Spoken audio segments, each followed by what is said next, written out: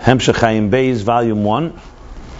We're up to chapter 188, the bottom of 382. So the big interface of Hayim Beis, its central theme.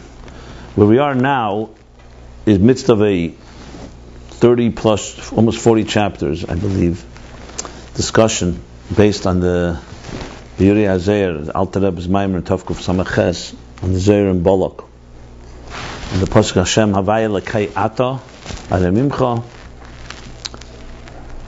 Oida Shimcha. Then we're up to now the second half of the Pasuk Ki Asisa Pella Eitzes Merachik Amoin Oimon. That's the Pasuk. Amonai. Amonai. I think Amonai.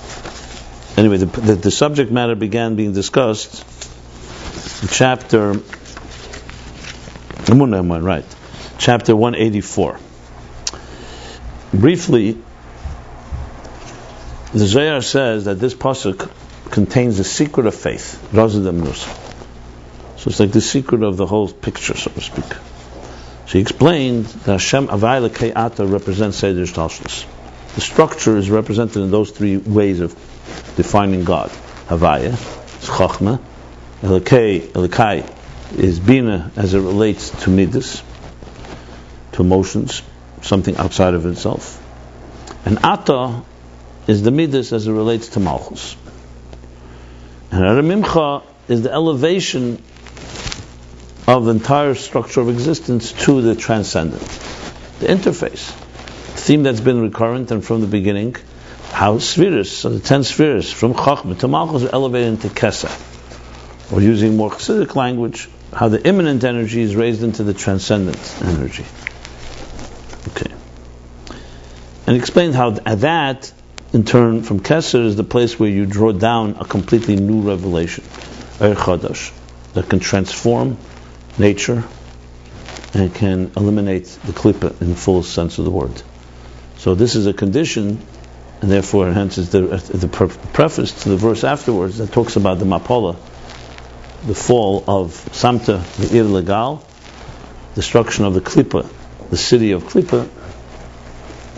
You can say Rome, you can say Tyre, as he put it, into ruins, and that's the stage for Mashiach's coming, for the eternal Malchus. So Malchus will become eternal, as we discussed. Then, to explain Asisa Pella, then he goes further. That's okay. Now, the Shemecha is Malchus, and Malchus elevates, and how it brought down to Malchus, the different explanations. Two explanations in that we learned in chapter 180, and that was 186. Right.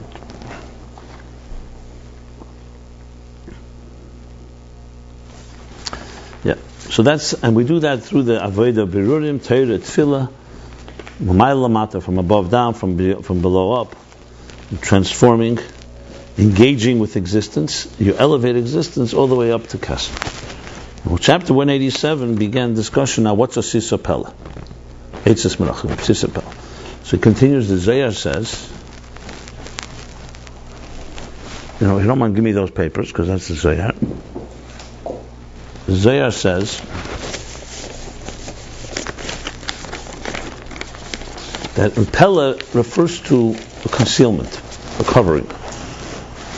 See, the word Pella, like today in the Parshat Tzavim we say, Loi mufla mimcha v'loi rechekihi. It's not beyond you and not distant from you. It talks about that kikar v'elecha. So mufla is used as a term like beyond. So Pella is concealed, and he explains that because it conceals it conceals the hidden light. It covers, and is a garment, rather, I should say. It's a cover and a garment for the hidden light. Basically, a light that covers another light. And he explains this because the light, the energy of the divine is too intense for the recipients to receive, so you need to have some type of veil. And that veil is the discussion in chapter 187. What is this veil? So he explains the veil is not a concealer, it's a revealer. It reveals by concealing the intensity, but it's still the original energy. So he explains it with the Pardes Eitz Chaim. He explains that basically the whole Ishtalshlus, the way the Kabbalists put it, is basically a process of an evolutionary process. Because the lower levels are far more tangible and diverse than the higher levels. The higher you go, the more abstract things are, the more unified they are, the more subtle they are. So the process, the assembly line, so to speak, the process of how the spheres descend is that each one, so to speak, solidifies and gives substance and concreteness to the higher levels. That's the process. That's why the Kav creates the hierarchy of what's higher, what's lower. It's basically a process of a diminishing of the so-called subtlety, the pshittus, and the shapelessness and the etherealness of the higher levels, and turn them into something that's more tangible. That's where he uses the expression that every concealment, anything that's a revelation is already a form of a descent. Besides the fact that everything outside of Atmos is already a descent. Right, requires a tzimtzum. Now, and this is what the meaning of the Zohar. The Zohar is talking about these levels of the spheres, Havaya Lekayata, as it goes down into existence. Sisapella, that you've created a situation that each of the spheres levels, they all so-called serve as this covering. They're a light that covers the higher light, basically. And that's why each level is manifests and clothes the level above it. And so doing, as he says, and that creates that the higher level assumes the personality of the lower level. That's the meaning of Islapshus. That's what Islapshus means. Okay. Now this is very reminiscent. To really understand it, you have to go back chapters earlier where he spoke about. The chapters are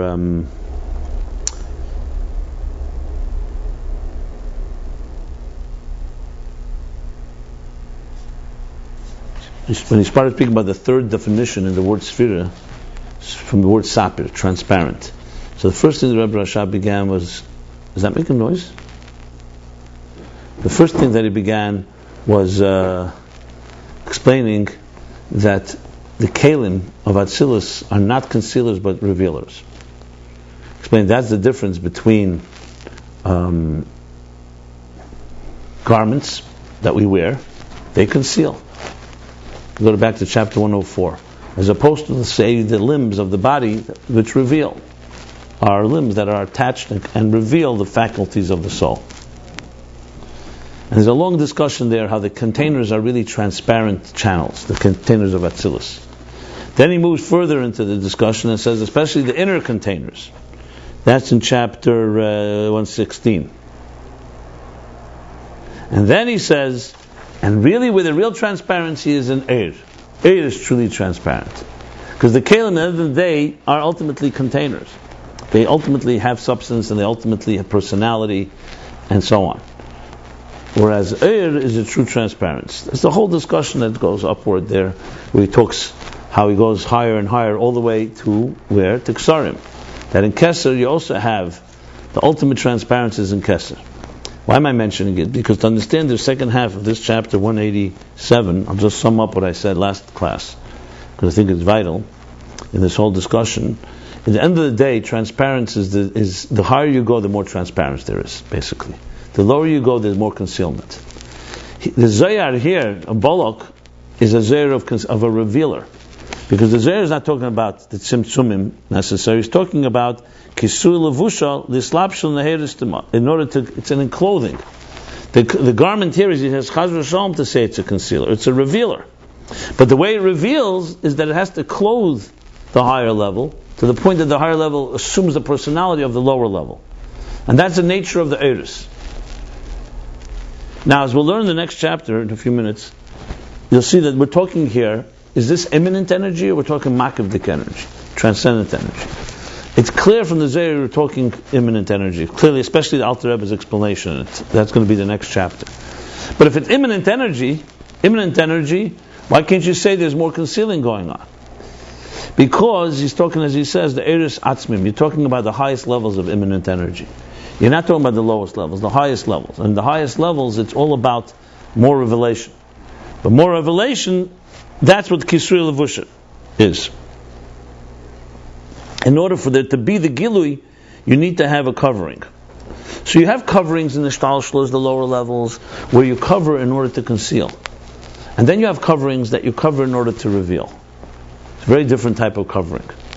So to really appreciate this, you have to go back to those chapters where we discussed the difference between a cover that reveals and a cover that conceals. Here we're talking about covers that reveal. That's very clear. But it's a cover. It's a cover.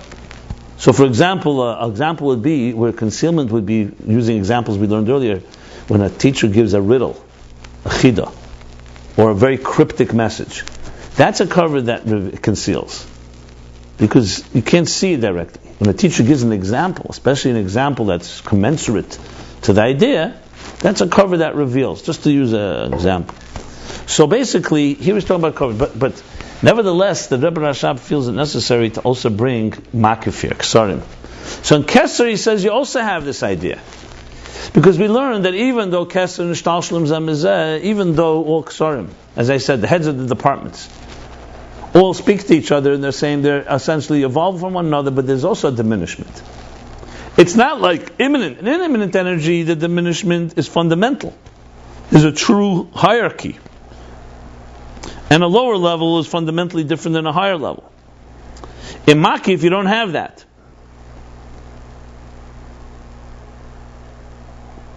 It's only diminishing, but nevertheless there are levels. So he's saying, it's a piece that in a sense ties together a so-called loose thread, not loose I would say, but like an unfinished story that was discussed earlier, that immanence has in the element the highest levels of transparency similar to Ksarim. That's what he says, it's like the Ksarim. Karav Yeser, Lien Hashtas Ksarim. And in some ways even higher. Because the end of the story here is what we're talking here, is we're trying to create the interface between immanence and transcendence. So as you climb the ladder and you go to the higher subtle levels of immanence, they become more transparent. But the real transparency is in Makif, because in Makif there's total transparency. Let me just, to make this made more palatable, let me go back to the example I used last time. It's very vital. The example I'm using is like this. You have a master of the whole plan who envisions existence. Think of it as a master architect, the cosmic engineer. He envisions a complex world where he wants the world to have an independence of its own, to stand on its own, and not recognize its creator. It's part of the plan. Tachtein. Additionally, part of the plan is that the structure of existence should be extremely diverse, very different, a world like ours, with billions and trillions of different components, and all of them not even being necessarily aware that they all are one, coming from one source. And hence the ability for free will, the ability for making the wrong choices, of hurting each other, etc., etc. Obviously, it's the humans that are the key factor here, because the animal and the other kingdoms, vegetable and mineral, do work like a clock. Okay, that's what he wants. In order to do so, as we learned, in an orderly and intelligent manner, for us to be able to understand this type of creation, and for us to be able to retrace the steps to reconnect to the source, is an elaborate system of concealments and revealments. You know, the God envisions it all, and then there's the Tzimtzum Arishon, and then there's the Kav, and then Ak, and the worlds begin to evolve. And yet, on the higher levels, the worlds are still very aware of their source until it keeps on diminishing. In Atzilus, you have a full structure, but it's all one with the divine. In Bria, it begins to take on its little independent personality. And finally, in Asiya, where we have a material world, the full-blown, selfish, narcissistic existence that can yell out, "Aniva Avsiyeh," me and nothing else. And I don't know if you need proof for that. Look around. So we don't need proof that the world functions that way.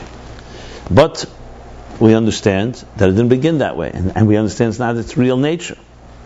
Purpose is that we should come and transform and be wise enough to override and not be seduced by this self-interest perception. Instead of egocentric life, to have a God-centric life. This is the whole Torah mitzvah comes to achieve that. But we don't just want to achieve it, we want it in a way of a partnership. God wants it a full interface, wants a full relationship with Him. And for relationship with us, as we discussed, which is the whole discussion of the interface.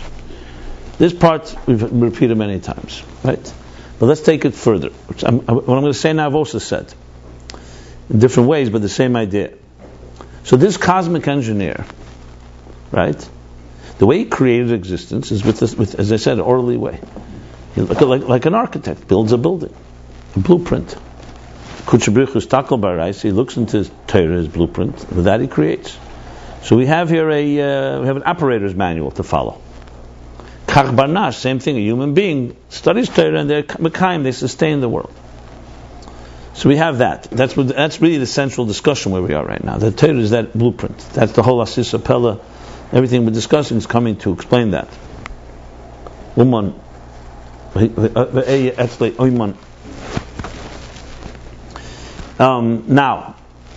in that context, you have like this. Building a whole structure, right? You guys are out? Huh? No, I'm fine if you're out. Yeah, okay. So building a structure, as we see, in the building itself, you're going to see there's a whole team. The team begins by the architect putting it in a blueprint, and now comes the actual construction of it. So let's use a physical example down below. Example goes like this. You hire a contractor. The contractor in turn hires all kinds of teams. Different things are necessary to build this elaborate structure. You have the electricians,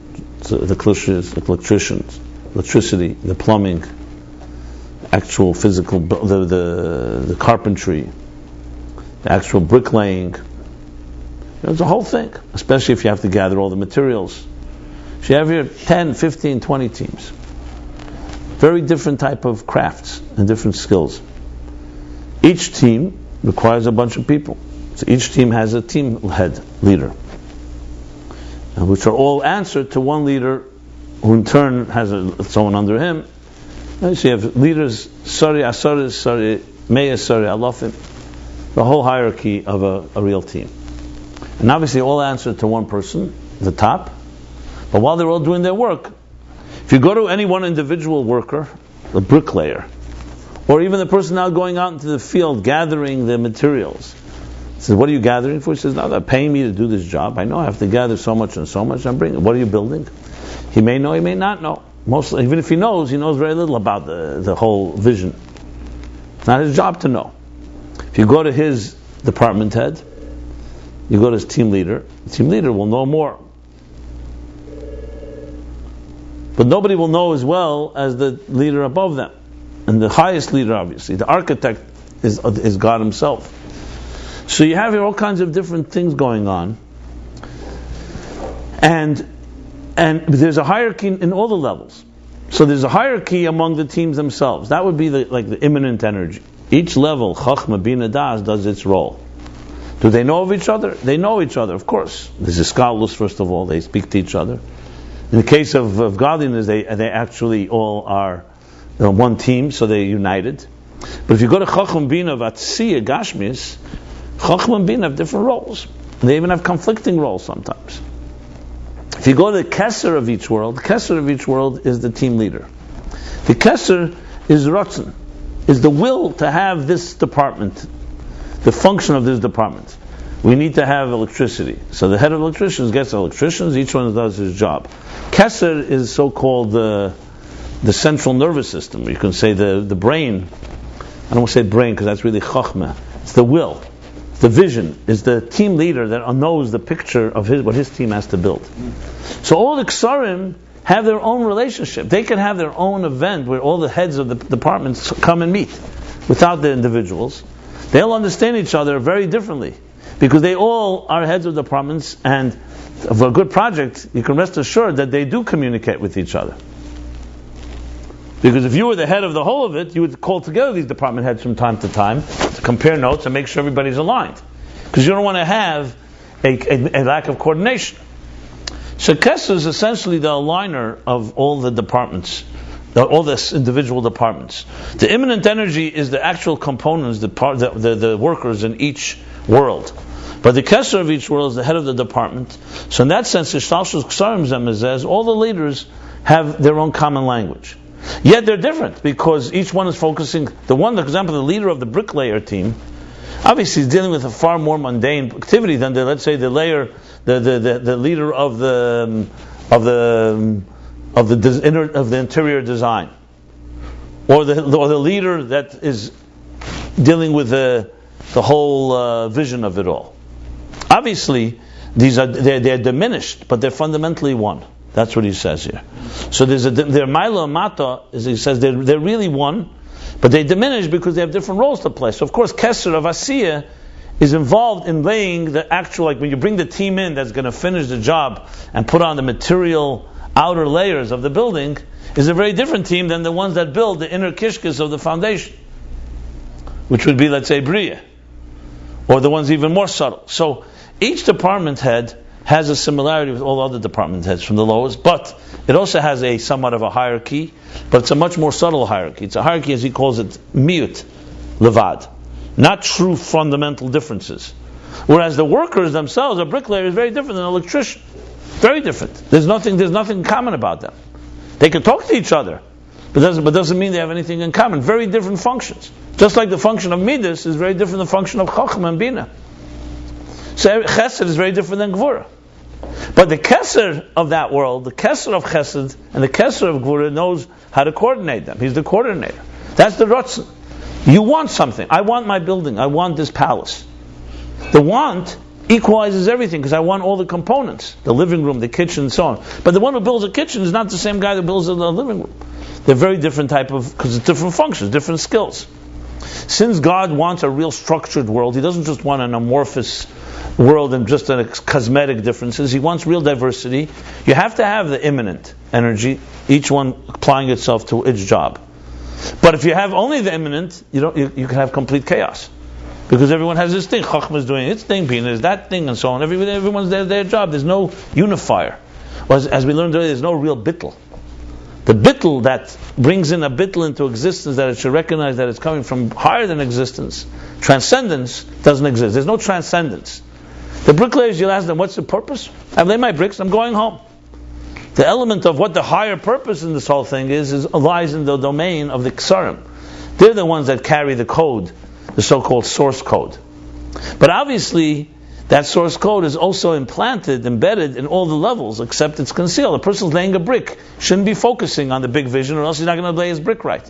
Imagine a guy sitting there laying a brick, he suddenly thinks about the tachlis of Atzmus, he's not going to do his job. That's why we don't crawl into Atzmus so fast. Do your job, you have a job to do. You go into Atzmus, you're going to forget doing your job because you're so busy with the vision. If everyone's part of the vision, everyone thinks that they're now the captain of the ship. There's only one captain. So you have to do your job at the same time. It has to be infused. That's why we say do a mitzvah. Why are you doing this mitzvah? You're not doing another mitzvah. And yet you say Asher Kedushanu b'mitzvah v'tzivana, because every mitzvah has to be infused with the keser. Lahaniach tefillin, lahadlik ner Shabbos, whatever it may be. Every mitzvah has its on the tilis lulav. So every mitzvah has its specific, which deals with the specific, but it's infused with also the klal. We learn with Torah. We learn Torah for our sake, but then there's a higher level learning Torah l'shma, for God's sake, or for Torah's sake. Recognizing that the Torah is not meant there for you, the Torah is really God's expression. But there's also you. And we need both. We need the individuality, and the individuality should connect to the bigger picture.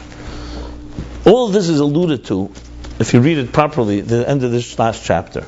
Because he's bringing it back to what he discussed. So he said, now what the Zohar is saying is that these diminishments, that the Zohar is saying the following, that in the difference in the immanent and in the let's take the mashal even further. Now, among the bricklayers themselves, there are the real menial laborers. They're just hired guns. They know how to lay a brick. That's all they know how to do. But then there's the more intelligent ones. Let's say they're more trained. They're more aligned with they're not just a hired gun. They're more experienced. They're more aligned with the team leader, someone you can trust. Huh? The foreman. Let's say the foreman of the team, right? So he's a laborer too. So as you go higher in the laborers, you have more transparency.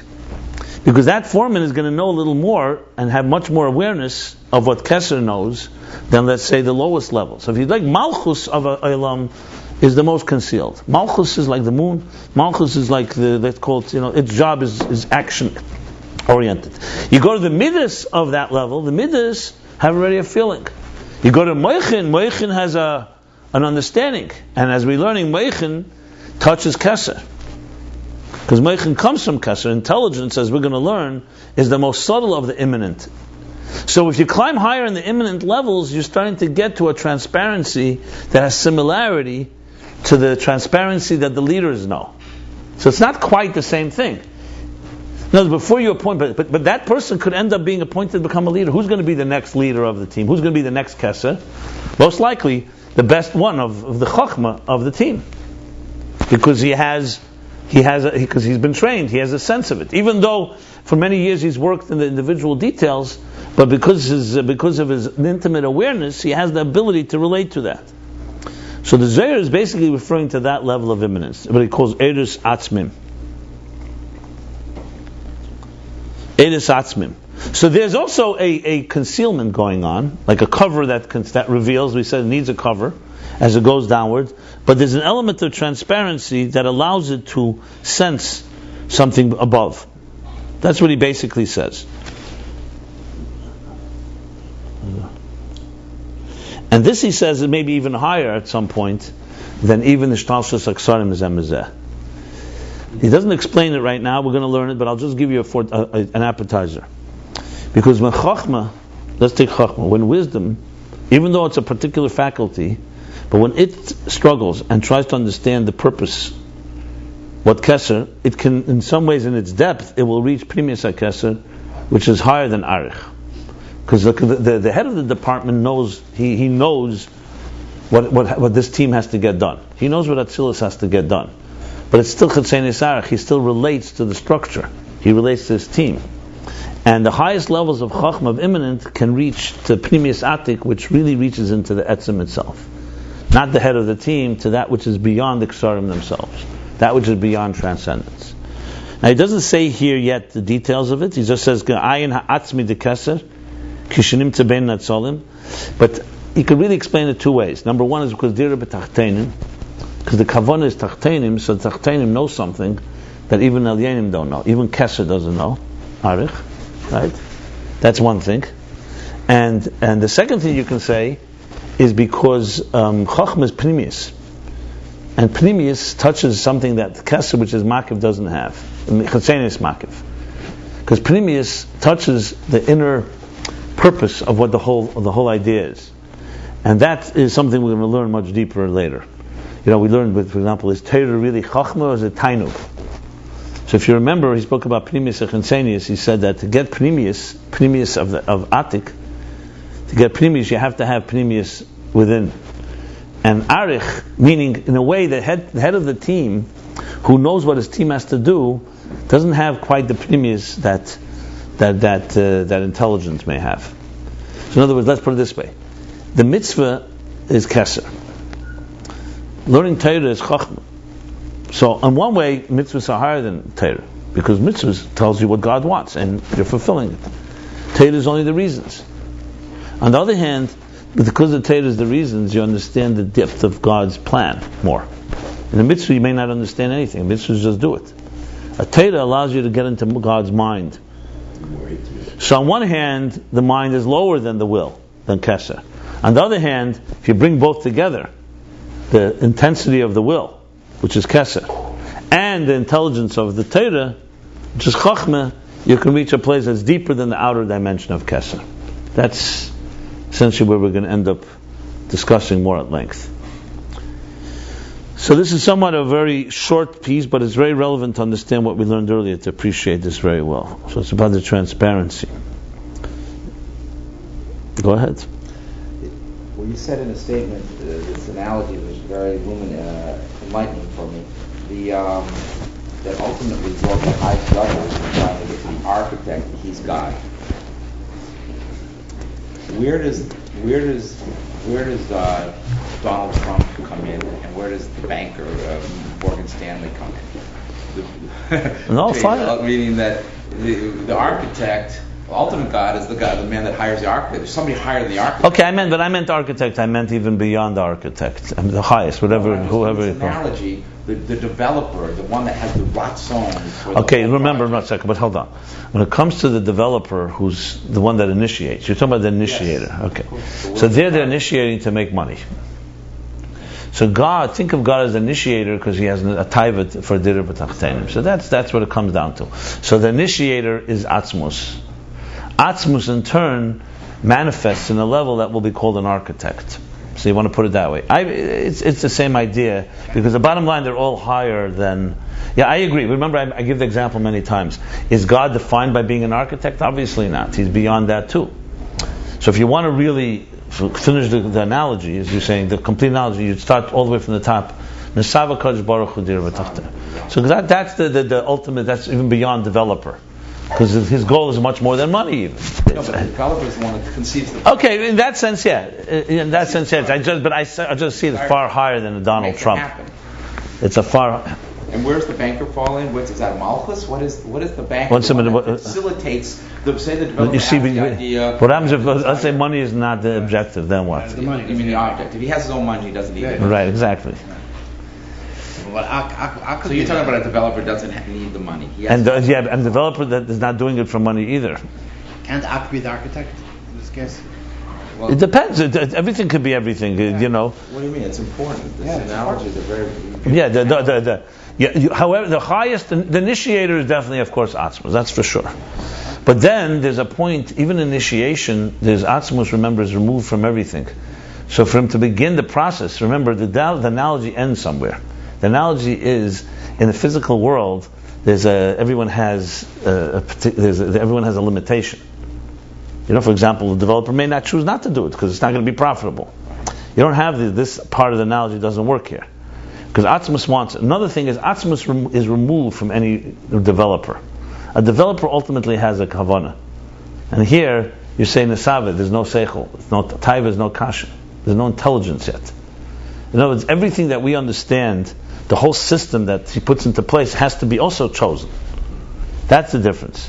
I gave the analogy, once you have a system in place, that God chose that. But if you really want to go to the source doesn't have yet any type of need for intelligence or plan or anything. The plan is only because that's part of what he wants, is a plan. And if you want to be complete, you have to qualify that by saying that there's a point where the whole thing is beyond. Because you could say, one second, if the developer lives in a world, that's how you develop things, is you build a building and then you sell it. Who says you need to have that? That you don't have an answer for. All you can say is Nesava. God desired it. And then he desired that it should be done in an orderly way. So I would say the whole analogy really begins once God desires. Then begins the steps. The early steps don't even have architect yet in mind. If you remember, it's an artist that can have infinite possibilities. He's not even an artist yet. So you're dealing with very subtle levels that you can't even call architecture. But that's going to lead to a place that will become an envisioning of an actual envisioning of existence. So Atzmus does not envision existence. He's beyond existence, beyond envisioning. We can't relate to how Atzmus sees existence. The only thing we can relate to is the levels that, right, is God, even before Aliyas Saras. You can say, just like the moment before an architect was inspired, also there's a moment before God is aware. Awareness is also creation, you have to remember. See, all these words that we use don't exist up there. So the awareness of something, like we have even the expression that God is a point where God is not aware of what He wants. There's an expression like that, but that's not a chsaron. It's because awareness wasn't born yet. God is there always. Awareness is itself a statement. Awareness is a human creation, is a creation of existence. Huh? giving you that. Right. God is not aware. God is not aware. No. But then comes a point where he is. No. But there's a point where God says, "I want to be aware," and He becomes aware, and that's when He says 10 spheres, hidden spheres, is God already, in some way, articulating, at least in His own consciousness, the idea of the 10 spheres that will become. Then comes the Tzimtzum. That really changes, of course, everything, because that turns things into a reality. Till now, it's all in the Godhead, or whatever, however you explain it, in a very potential state, etc., etc. You have to remember, God is not called even potential. The word potential is already a state of being, and then a potential, we've learned, there's the potential that's right before the revealed. We learned in Pella. And there's a potential that is fundamentally removed. So you have an example that he keeps on giving, is given many times, is the nefesh. Your soul has all the faculties in it, but the way it carries the faculties is not even a potential. Then there becomes potential. Then the potential becomes the nalamim, the hidden, and then revealed. So it's always a progression of these type of levels. Now Keser and the Esser spheres, or let's call it Makif, transcendent and the immanent, that's the key to the whole thing. The real chiddush in Ayin Beis is that Shir Atzmei B'Kayach, the immanent is really just a manifestation of the transcendent. It's the transcending the Messiah. The transcendent is envisioning the immanent. That's where they two meet before the Tzimtzum. That's where the 10 hidden spheres meets that which is higher than the 10 hidden spheres. That's a key juncture before the Tzimtzum. The key juncture after the Tzimtzum is going to be Chachmas Tima, where Chachma meets Keser. Where intelligence meets, where consciousness meets unconsciousness. What was that, to put it. that key juncture before Tzimtzum? It's back in the chapter 28, I believe. He said it beautiful. What was the word? He said, with transcendence envisions immanence. There was a whole chapter, I think 59 or something like that, where he said that when transcendence envisions immanence, it's really transcendent too. And it's the Or different words I used was that it's medida atzmis. He said 10, where the 10 hidden spheres meet the beyond 10 hidden spheres.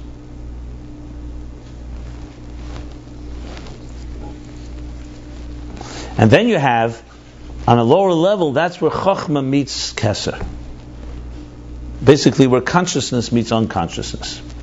And that is going to be a whole discussion itself, which we're getting into very few chapters from now. He's going to go into a whole discussion just on this. This is leading into it, because Pella, remember, is Ashes Aleph. Right.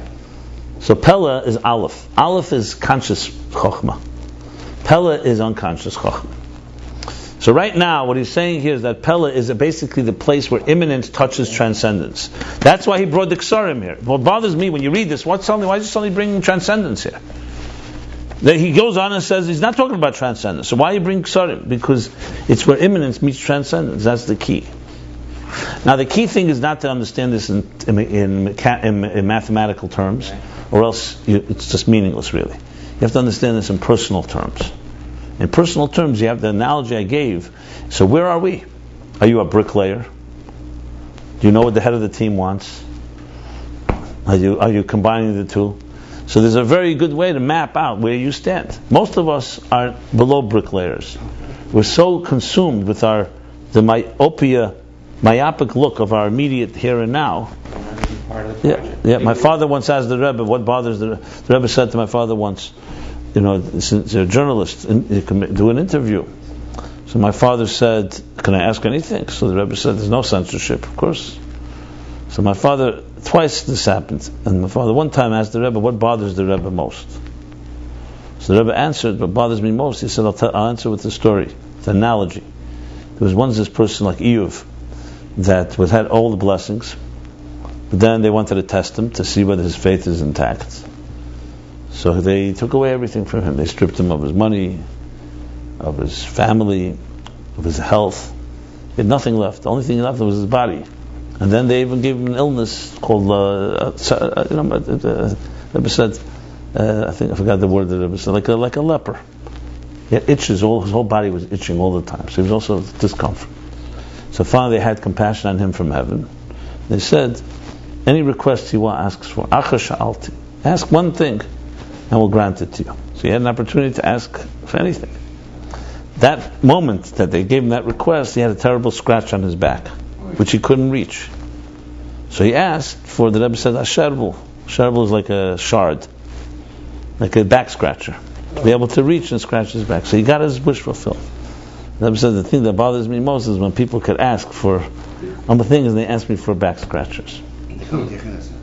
Wow. No, not just Yechidus in general. People, it could be settled too. So, Did he publish that? yeah. So in other words, what does that mean? That most people are busy with their little here and now and their discomforts, because what's their view on life? Whatever I need right now. The guy, huh? Okay, but something, you have to wonder where we stand. That Lashon is in the EU. He asked for. No, this is not Iyuv. It's not Iyuv. Just an example. I know, but the EU. It's nothing to do with Iyuv. I see. People could ask for whatever. So the bottom line is, it's all very myopic, is the word. So He said he asked him twice. What was that was different story. It's not relevant here. Okay. So the analogy is critical because all this is very cryptic if you don't, and the key is to apply it to ourselves. That juncture, by the way, between Esser Spheres and Genuzos, and what would be the Hasidic terminology for the what's You need the mathematical word. No, the Hebrew. The Hasidic Work on it in Aveda, you'll find it. Find it in yourself. Esser Spheres and Genuzos, and it's higher than that. So you want the label, right? The label. So I understand, for the box. I got what you want. I know what you want. I intentionally didn't say it because of that. Because that you have to discover through your Aveda. Oh my gosh! I guess actually study. I don't have time. The technical layers go like this. There's Eir Ein Sof, which itself has a number of levels, which I'm not going to go into now. All the way has Eir in Atzmus, but that's the Eir Ein Sof, a field of energy. Think of it, a field of energy. Before Tzimtzum. Everything is here before Tzimtzum. That's Racham Acharav. Yeah. Yeah. It's a field of energy, and that field of energy is spheres emerge, but they're infinite possibilities.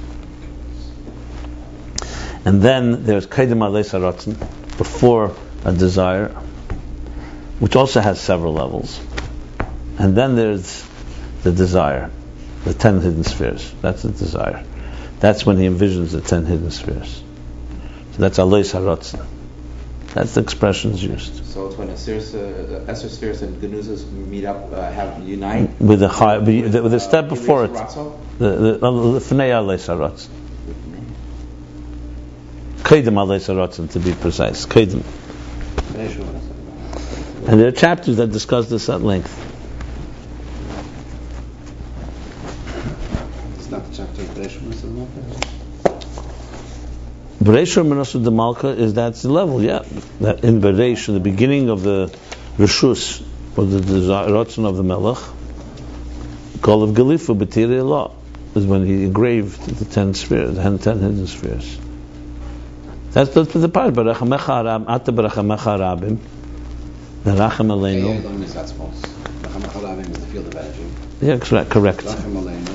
Yeah, but before that there was Baruch Sha'amar. Baruch Sha'amar, V'hoya Elam, Baruch Hu. No, but that's the Baruch Shama is different. It's not different. That's no. Baruch Shamar is the first explanation. Before he goes to Baruch Mechma, he explains it in Baruch Shamar first. Baruch Shamar is before Baruch Hu. Hu is Kedem Aleis HaRatzon. Hu is, and then comes the Atom. So what's Vahaya Elam? There's a whole dimer in it. I'll show it to you. Go back. It's a whole discussion. Haya Elam. Haya Elam is there the way God. It's in God. It's not the creation yet.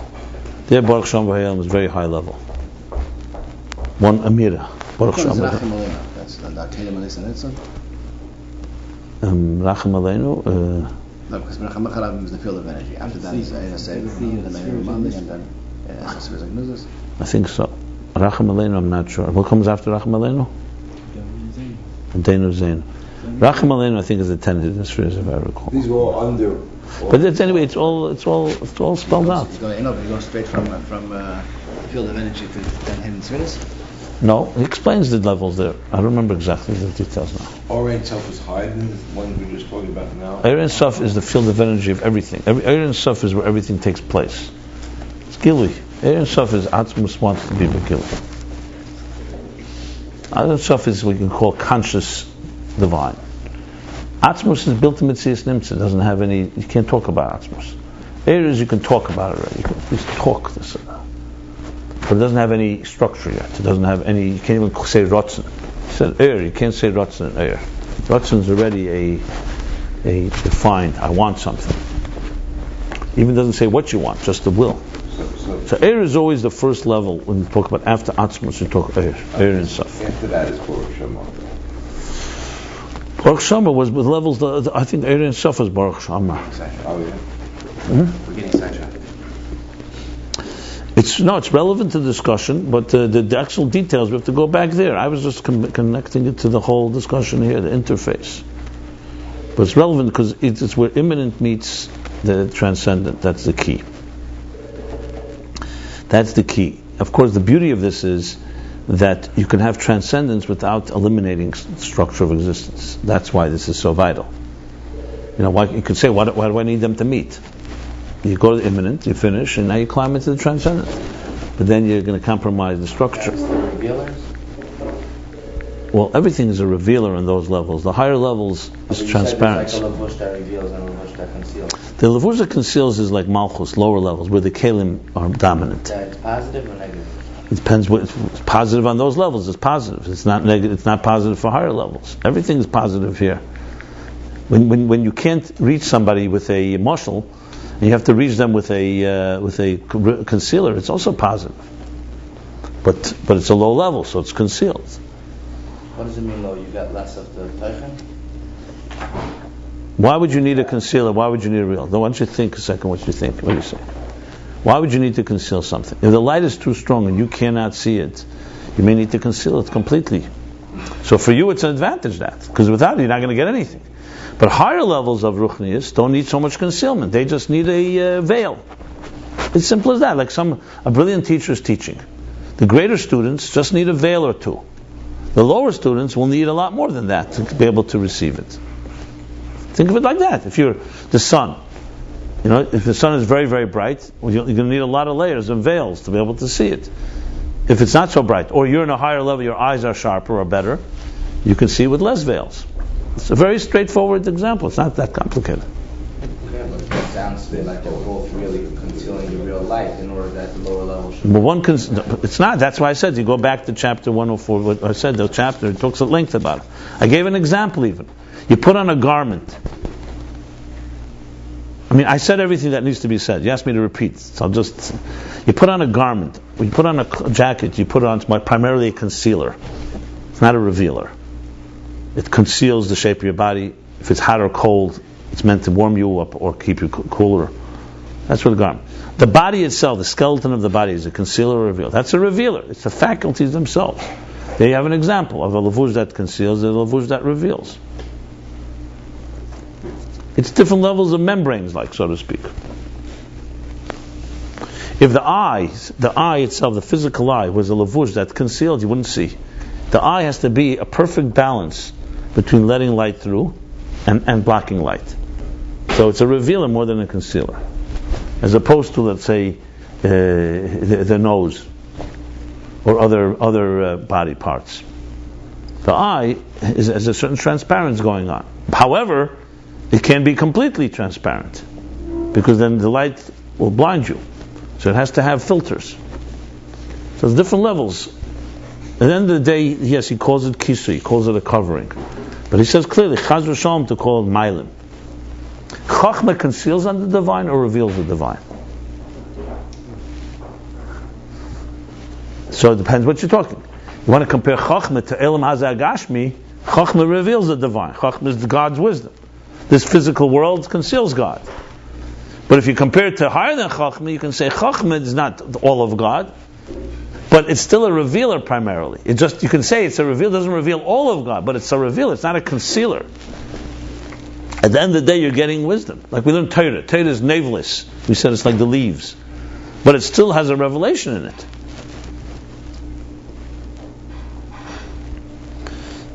as I told you, the best way to understand these things is finding examples in your own life.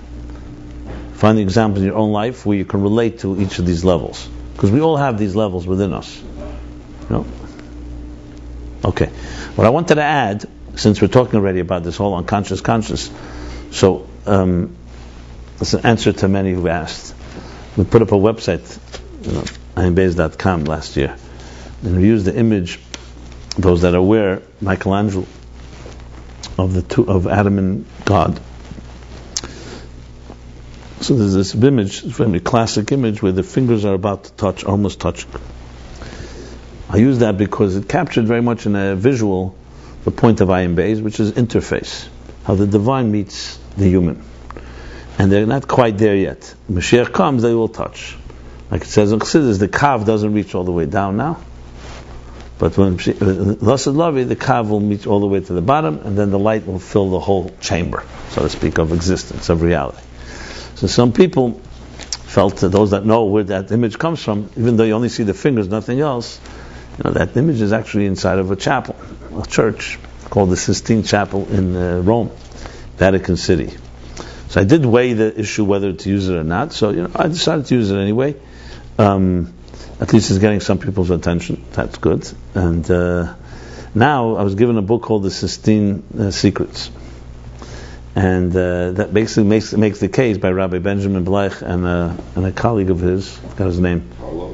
Yeah, who basically is saying that Michelangelo was influenced deeply by Jewish teachers, especially Kabbalah, in Florence, where he grew up. And in this Sistine Chapel, this classic chapel that 4 million people visit every year, it's considered to be the biggest masterpiece of art. All the greatest artists said, if you want to see what one single person can achieve, is Michelangelo for 4.5 years spent up on the scaffold painting this. Can you imagine? And some of it painting it right freehand, freestyle. The guy was a genius, there's no question, everyone understands that, especially when you see these images. And so their whole thesis in the book is that he wanted it's a Jewish version of the whole story of the Torah. He rejected Christian version, especially of those times. There's actually plenty of insults embedded into the imagery that insults the Rome and insults the church and insults their authority. He came from what they call a Neoplatonic and Kabbalistic, humanistic and universal view of existence, as opposed to the dogmatic fanaticism and corruption of Catholic Rome. And they make the case, and they go through literally image by image, demonstrating where there's no images of Christian apostles, there's no images of Yoshka, there's no images of any Christian heroes in a church, which you would think in Rome, in Vatican, that he basically turned the whole thing into a mural, a canvas for a Jewish version of the Torah. You have to read the book, it's very interesting. I felt that some of it is a little stretched and forced, but a lot of it is very solid. For example, one thing undeniable, and he proved there that there are things he could only have taken from Medrash or Gemara or Kabbalah, because the Christians would not have known that. For example, the tree of knowledge is a fig tree.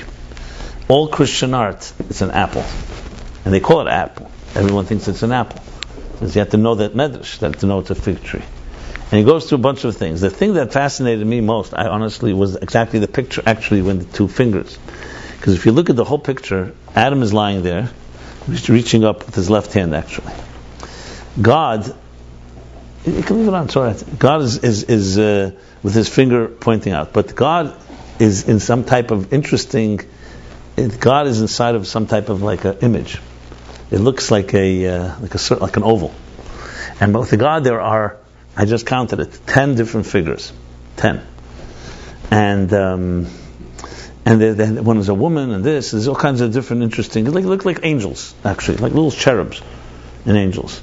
And then there's, below the oval, there's like a shtickle garment, like a silk scarf, that just like slithers out of it. So, scholars over the years have been trying to figure out what does this represent. So they quote there that a doctor from Atlanta, 1975, a neurologist, a Jewish doctor, he went to visit this chapel, and he was, of course, everyone's taken by the beauty colors, the whole thing. It's just an enormous. I've never seen. I've only seen pictures. And then something else struck him. He didn't know what it was. So he closed his eyes. He said, something here that reminds him. He closed his eyes. This is exactly the replica of a human brain. The right side of the brain. In those days, the artists would pay. It was illegal to study and dissect the anatomy of human bodies. But the great artists like Da Vinci, Leonardo da Vinci was a contemporary of Michelangelo. They would pay grave robbers to steal criminals and stuff like that, and they would dissect them. So clearly you could see there, it says, you can literally see all the components of a brain that only someone who studied a brain could have seen. And they make the case, they use the word Chachmas Tema, but they don't know what to say. You can see how they write it, they don't really. But the truth is, if he knew a little Kabbalah, real Kabbalah, which is the case here made, then it's God as manifest through Keser, Chachmas Tema, and the 10 cherubs are the 10 spheres. And you see the lowest one is a woman, which is Malchus. It's very clear. Malchus of Ein Sof is below God. There's no doubt. They don't write that. When I was looking at it, I say, if this actually a brain, it does look like one. And even the silk scarf is representative of the bottom of the brain has the spinal. It's the beginning of the, what do they call it? That cortex. Yeah, but before the spinal cord, there's like a piece of the brain that has the stem. So if it's correct, then that's mind blowing. Then it's like real profound. It's not just God. It's God that manifests in Keser and so on, and that is reaching to Adam. So anyway, and this doesn't justify it. I don't ever, I used it. Whatever can I tell you? I've made my mistakes in my life. Either it's good or it's not good. But if it's correct that Michelangelo actually did, I felt a little vindicated, because then the image is actually, he didn't learn Ayin Beis, but how they would know this. If this is accurate, that what I'm saying, in the 15th century, they could not have known the Arizal yet, because the Arizal lived in 1490, so this is before the Arizal was the 16th century. The Arizal is 16th century. The Arizal is the 1500s. Right. The Arizal is Tov. What's the Arizal? The year Tov Chav Dalet, Tov Mem Ches, I think. Right? Yeah. 16th century. So they know that Arizal, then they had to know Kabbalah from very, very powerful sources. Now the book makes a whole case. They have teachers, they have names, that there was no one knew this, but in the Vatican, every pope, the biggest anti-Semites, always had a Jewish doctor. And there was one that they mentioned there. There was a Kabbalist, and there was a lot of Kabbalists, because this was right after the Spanish expulsion. Remember, it was in 1492. So there was a lot of Mekubalim came to Europe. So there's no doubt that's possible. Anyway, I don't want to overreach either, but it's very fascinating to me, because if this is correct, I just counted this 10. I think I found an 11th, but I'm not sure. It's because I can't see in the picture. You can't really see. But if it's 10, they bring proof that he knew the 10 spheres for sure, because they say the whole structure of it. Anyway, the whole thing is basically a Jewish perspective that has nothing to do with Christianity. That's the case they make. The whole right? That's the point of the book. With a few little stabs at the.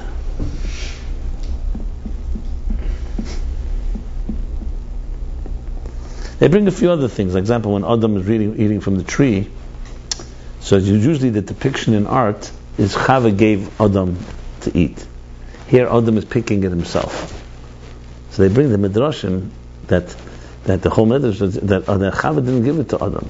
The whole story was that Chava misunderstood, because the Nachash fooled her by saying, "Now don't touch it," because Adam, when he repeated it, he didn't repeat it. Adam said two things. The Medrash says, he said it's a tree in the middle of the garden, and it wasn't in the middle. Cheitz HaChaim was in the middle, and second thing is also don't touch it. So changing those two things is what gave this Nachash the opportunity. So they bring a case that Michelangelo had to know this Medrash, because he says that Adam is touching the tree himself. He's not getting it from Chava. Whatever, they have all kinds of drushes there. It's interesting. Listen, an artist. It feels also uncomfortable a little when you read that to put so much value on Michelangelo in the first place. But still, it would be interesting. He did leave a record. Also the Mabel, ganze Sachen, that very, very fascinating stuff. Some things there are they got it absolutely right, but some things, as I said, I think are forced. What texts were They around? find Hebrew letters, other Yadanish, Huh? What texts were around in those days? All the medrash and everything was accessible? It's 15th century. What texts were not around? They had Rashi. They had Ram. They had everything. The people in Florence, you had Jews. There's no question there were Jews in Florence, Italy, serious scholars. Right. Some of the biggest scholars in Torah were in those areas. That's not a shaila. Who they had everything. I mean, whatever there was ever existed. Where do you think they had it if not there? That was there in Europe, Italy, France. These were the cities. Italy was the biggest Talmid Chacham in Italy. Eastern Europe was not even yet to the center of Jewish Torah. The Torah was then Central Europe, Italy, France, Germany.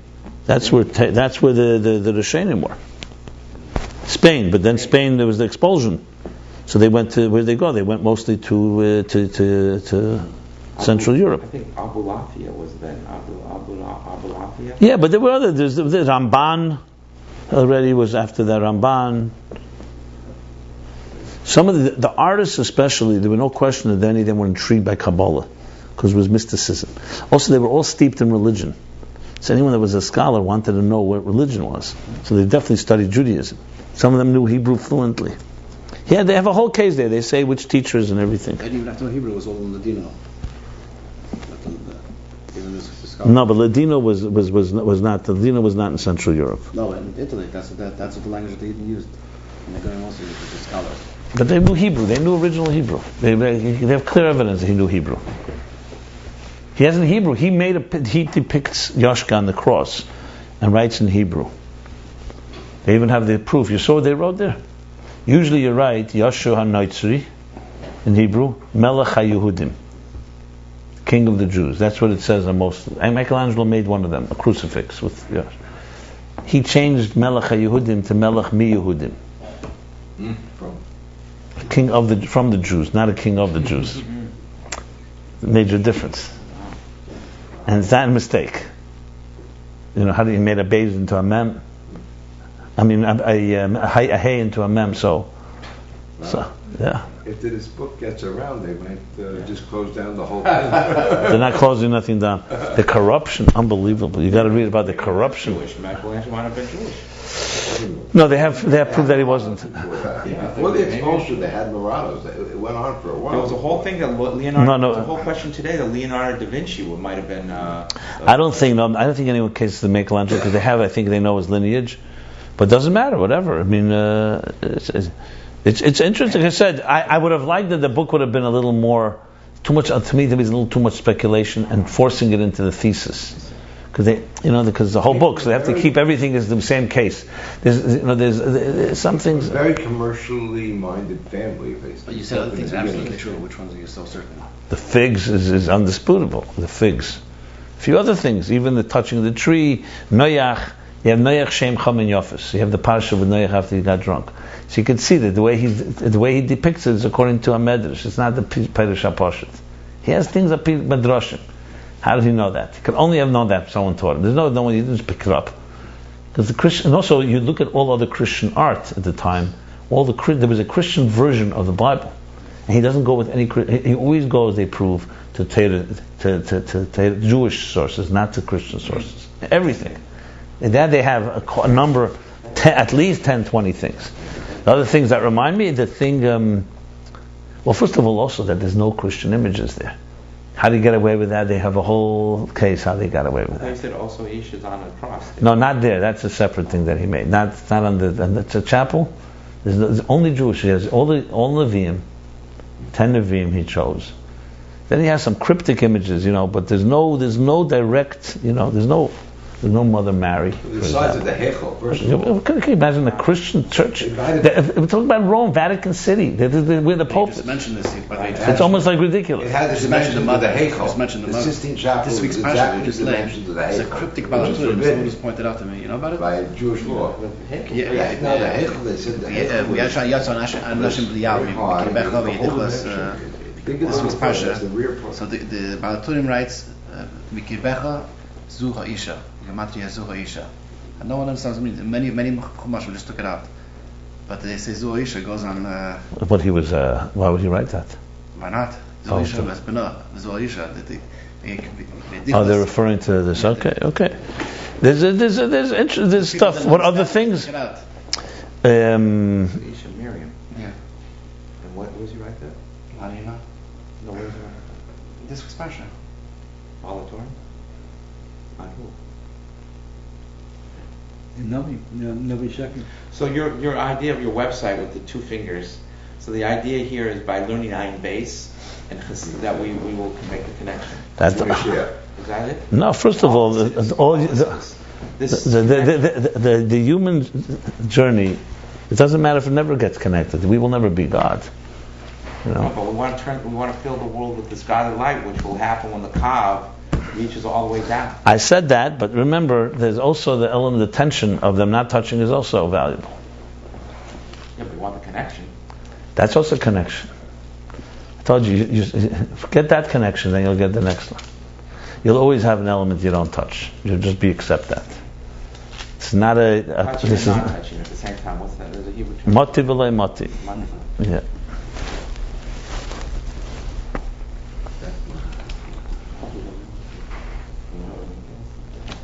Okay, so let's continue on. Kuf Pei Ches. Va'inyan hu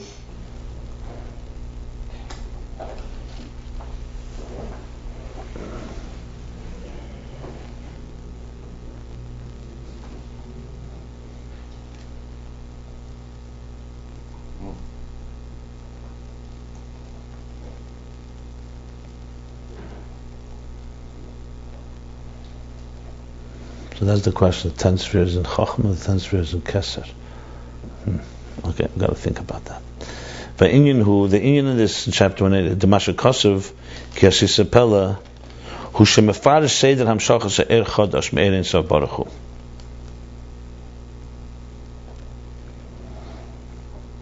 Shenimshach al Yedei Abba Ve'ima Ve'zun, Zah and Malchus. This is again the Lashon of the Alter Rebbe, Tzemach Tzedek. What it says, Ki Asisapela, remember the pasuk starts, Hashem Avaya Lekei Ato Eda Shimcha Ki Asisapela. So I explained. So we have the stage of Shtashus Chochmah through Malchus is Avaya Lekei Ato. Eremimcha elevate the Keser to bring down an Er Chadash. Eda Shmech into Malchus.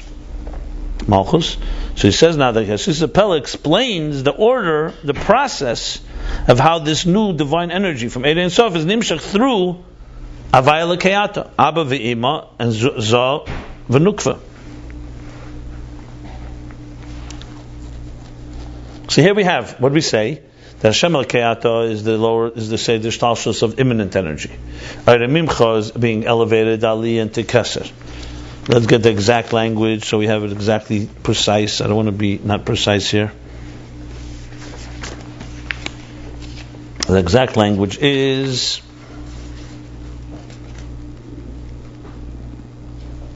L'reimim kolos ishtaltlus b'keser. To elevate the entire ishtaltlus in keser. That's chapter 186, page 375, 376. So now, once you discussed elevating it all to keser, and you're drawing down a new energy, what's the process? So Asisapel is the process. And now what's the meaning behind it, based on this past chapter? In order for Zah and Malchus, which is the immanent structure, Yuchlu should be able to Lizbel Ha'er, to be able to contain, to be able to tolerate, Lizbel means, but to contain, and not be annihilated, the energy. It has to first be manifest and enclosed in the garments, first in Chachma and then Bina, like we just learned in the previous chapter. So Kisisapel is coming to explain, okay, fine, you elevated all the Shtalshus to Keser, you brought down a new energy. And this new energy has the power to create a miracle, like we learned, to change Teva, has the power to vanquish the city of Klippa, the Klippa. And now you want to draw it down to bring Mashiach, as he said, all the way. How is the process? How do you draw it down, basically, without destroying the structure? You climbed up, now you have to draw it down. How do you bring it in? So that's where the pasuk continues, Kasisa Pella.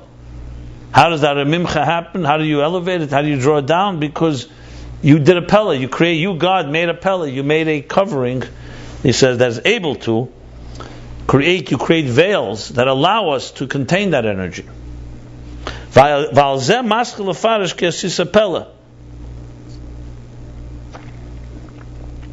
So it's coming to explain the process of how the Seir Chadash, for them to tell, and this he explains, this he begins to explain the Farish, to interpret Kiasisa Pella, Eitzes Merachak, and Muno Eman. Comes to explain the pasuk, the continuing pasuk, because you did Pella, you did a wondrous thing. Eitzes Merachak means counsel from a distance. Amuna Eiman. We're going to learn that soon. First, let's start with the beginning. Upirish. What is the meaning? Kiasisa Pella. What is the meaning of Kasisa Pella?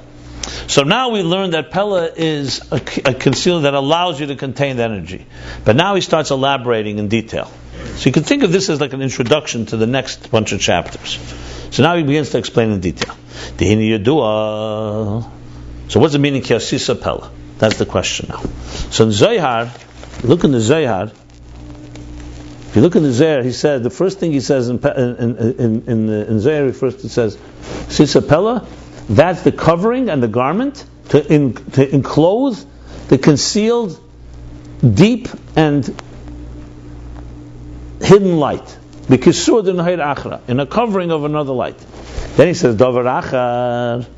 Another explanation is Kasisa Pella, Kasisa Aleph. So now comes another interpretation, Aleph. So he finished the first interpretation, he's now going to the second one, and we're going to later reconcile the two. So now he starts. Din Yadua, the Chochma Nikra Aleph. Miloshan Aleph, Chochma. It should know the Chochma is called Aleph. So we already had Chochma was Havaya Lekei Ata, Aramimcha. Now he's going, that Chochma is Aleph, which we'll soon learn is the letters of Pella. Why is Chochma called Aleph? And what is the meaning of Aleph? What does Aleph mean? So Aleph sometimes means aluf, like a sar, a minister. But Aleph also means a teacher. Shemiloshen alefcha chochma. I will teach you wisdom. Shel inyan ulfan of limud. It comes from the word, that's why ulpan. In Hebrew, ulpan. What's an ulpan? You come to learn Hebrew, you come to Israel, they put you into an ulpan. Ulpan is a school. Training school. It's called the Ulpan. Because Ulpan means to train, to teach. So Chachma, if that's how Alefcha Chachma, Alefcha is connected to teaching. Ulfan of Limud. What is it teaching? What is Chachma? How is Chachma a teacher? So he goes on. The Gemara Shabbos Daf Kuv Daled Amud Aleph, the Gemara in Shabbos 104a, Isa says, Aleph Beis, Aleph Bina. What are the first two letters of the alphabet? Aleph Beis. Aleph Bina. What does that mean? V'hainu, this means, Sha'chochma nikra Aleph. Chochma is called wisdom, Aleph. Wisdom is called Aleph. Hashem shemalamedes es Bina, because it teaches Bina. That's what the Gemara says. Aleph Beis. Teaching Bina. V'inyan hu. The Inyan in this is, al derech moshel harav, hamalamed es talmidei. For example, a teacher who's training, educating his student.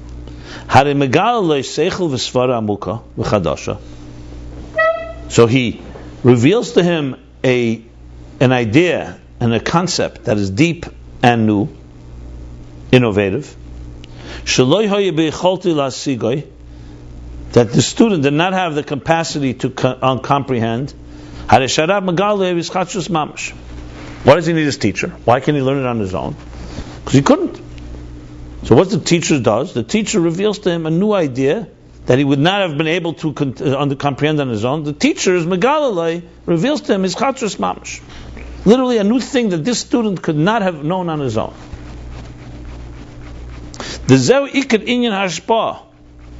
Because this is the primary concept of transmission, of education, of knowledge.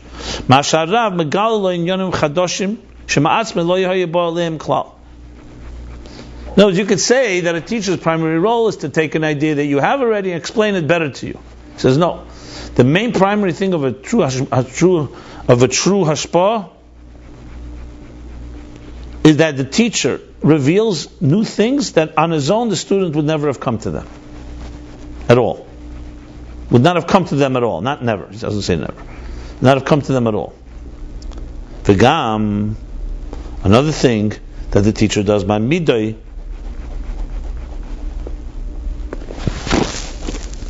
and also he places him, he situates him. Mamida means he establishes him.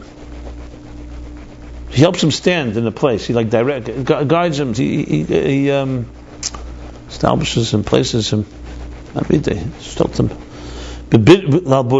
Meaning in a healthy, in a correct way, an appropriate way.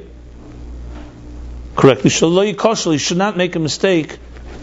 He should never come to make a mistake in this stumble. Shouldn't stumble like koshel, but meaning here, stumble means intellectually stumble. Shouldn't make a mistake, bitos le'elam, a mistake forever. Koshel ba bitos, they should not shteichel zich. He shouldn't stumble on these ideas and come to mistake ever. Now this is the mashal. What's the nimshal? What's the moral? And this is how Chochmah teaches Bina. What? Sharikol hasoged the Bina. The whole entire comprehension of Bina is from the point, the spark of wisdom. So clearly we see Bina receives from Eira Chochmah. Something that Bina would not have on its own. It's receiving from Chochmah. And look in the Mayim Tiku Eter, which interestingly also talks at length about Mufla Mechusa that we discussed earlier, Pella.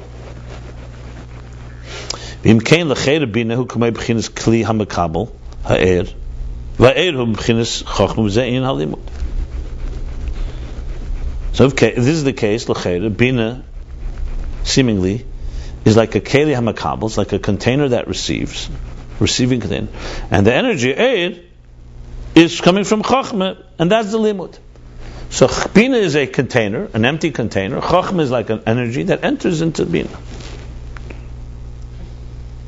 Like for example, with a teacher and a student, this is ostensibly what it may seem. He's going to explain obviously.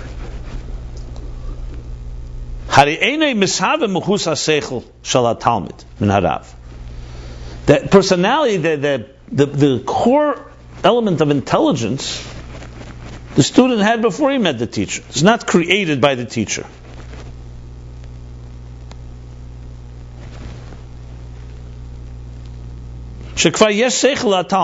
Because they say that the Talmud already has seichel. He's already intelligence before he came and met his teacher. And that's why he can be a student that is receiving from his teacher, because he already has seichel.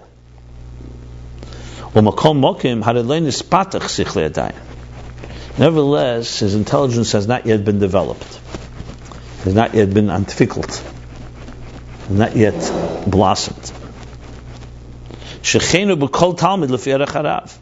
In parentheses he adds, this is true, but every student in comparison to the Rav. He's qualifying because, one second, how could you say that? There are students that have developed. He says, yeah, but compared to the teacher that you're going to, you haven't yet developed that level. That's what he's qualifying here.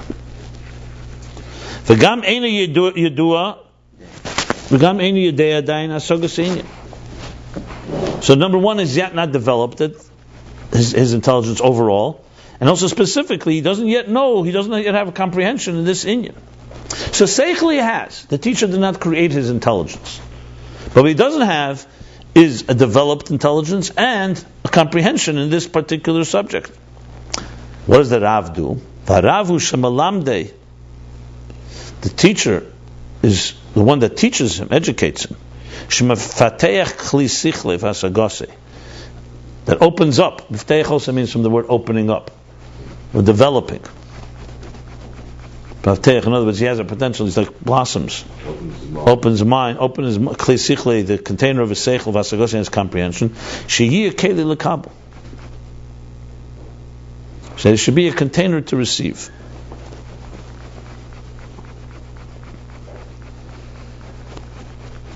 Why does he say keli lekabel? He should say l'hasagos heinya. V'hu hispatchus klei hasoga le'iyun hasichus, and this is hispatchus. This is the opening up, the expansion. You can say the expanding of his mind. We said development of the klei hasoga, containers of comprehension. Ela inyan hasichli, to the idea that is being conveyed. Sheyiloi hasoga bichlal basichli hazeh. They should have a general comprehension. In general comprehension, you should have a comprehension in general of this seichel. You used niftachas and yiftachot. You used one time you said developed, and one is opening. And one blossom. They're all correct. But 1 second. Didn't we say earlier, a few lines before, that the ikar of chachma is not to teach, an ikar of malamed is to teach something new. So that's why he said l'chayre. Then, if according to that, that's why he said l'chayre. Developing something. We understand. That's why he said l'chayre. We're still in the middle of the subject. He hasn't concluded. He said l'chayre. Yeah. That's what it seems. Yeah. That's what it seems that it's just developing. He's going to conclude that it's more than that. He's expanding it, or he's introducing. He's in the middle of discussing it. He said, "L'chayre, it seems that you're only expanding." He's explaining it. If you read the line, I said l'chayre, ostensibly. The example we gave was the teacher. He said primarily it's something new. He said, and it's also allowing him to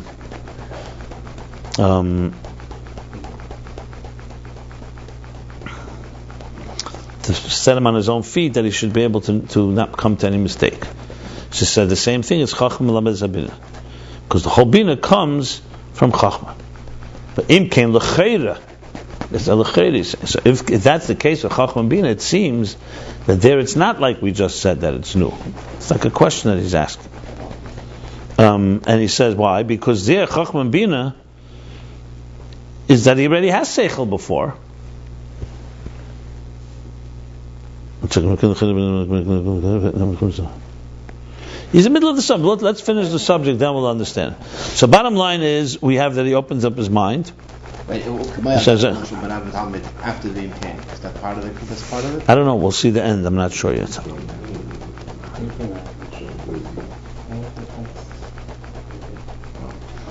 So anyway,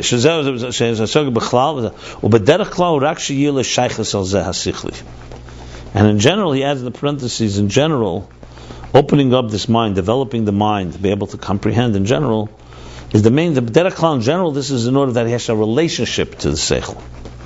In other words, he's saying, initially he said two things, that it opens up the mind of a student, expands it, who did not have, he had a mind, but he didn't have expanded to be able to receive these ideas. And then there's actually comprehending. In the parentheses he says, the main thing that he does is opening the mind, the expansion of the mind. Once he expanded it, automatically he'll understand many things differently. That's what he's saying.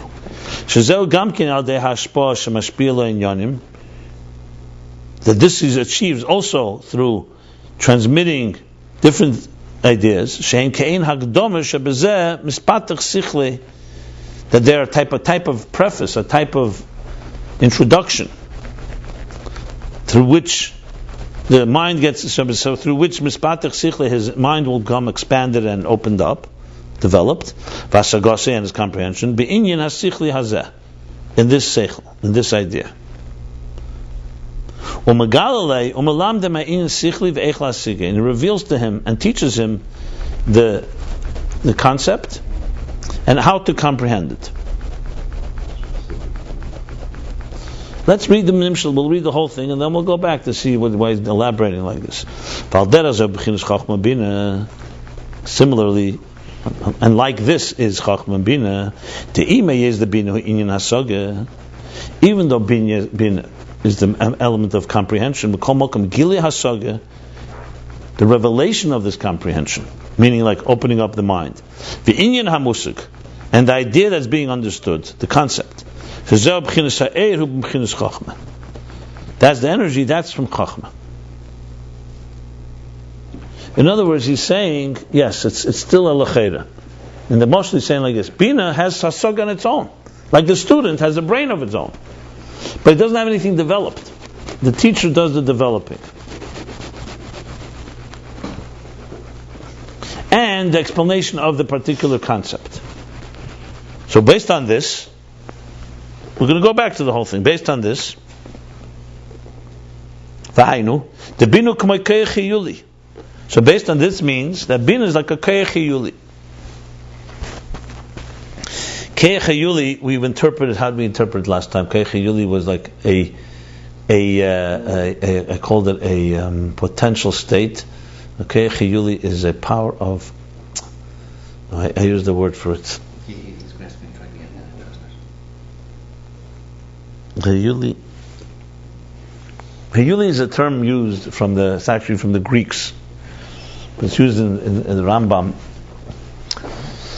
The way it's used is that it's almost like an archetype before it actually takes on any shape. That's what the Hiyuli really is.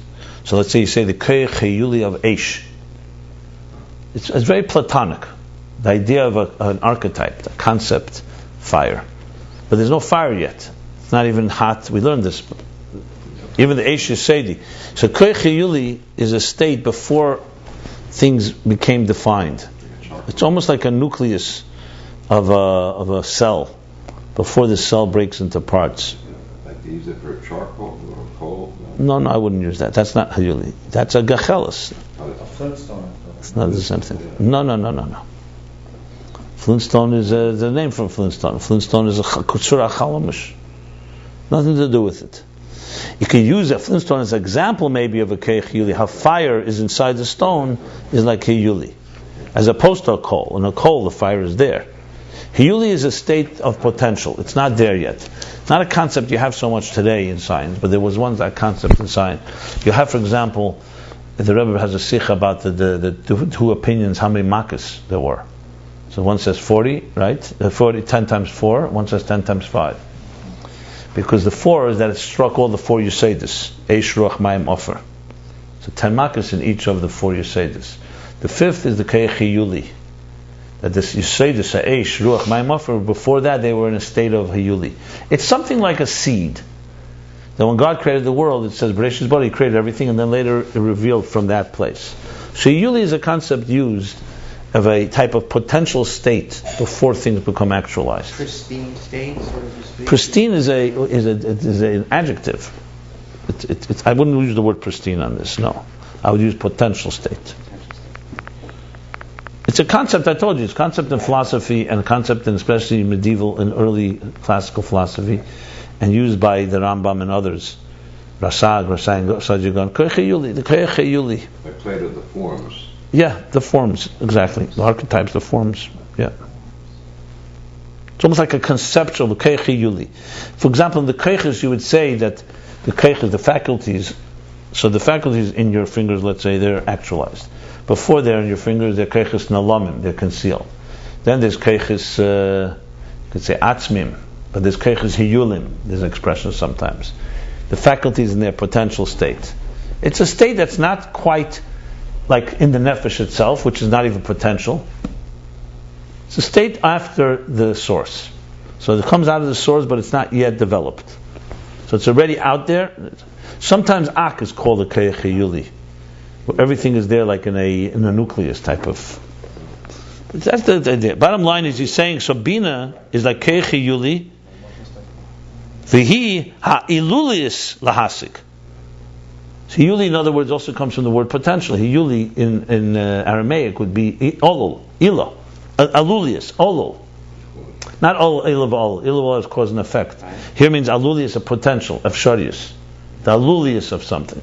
That it could lead this way or that way.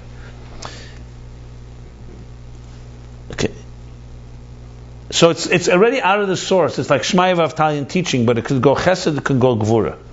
So he's saying, according to this, what we just discussed, the Bina is like a Koyach Hiyuli. It has the capacity to comprehend. V'gili hasaga de Bina v'er hamusig b'chinas hachachma. But to activate this potential, that's also a good word. I'm looking for the word, like a catalyst. In chemistry, there's a concept where something is in a latent state. Maybe you could help me with the words, I'm not sure. Like, for example, you'll have a property inside of a certain, let's say, certain elements have properties. As long as they're left alone, you never know they're there. You do something, a catalyst, and it can suddenly release something that can be extremely dangerous even. You have situations like that. So Hiyuli would be the state it's in before the catalyst touches it. Then Chachma touches it, and suddenly Bina comes alive. So it's like a baby is born with a brain. But without a teacher, an educator, the brain is not going to be activated.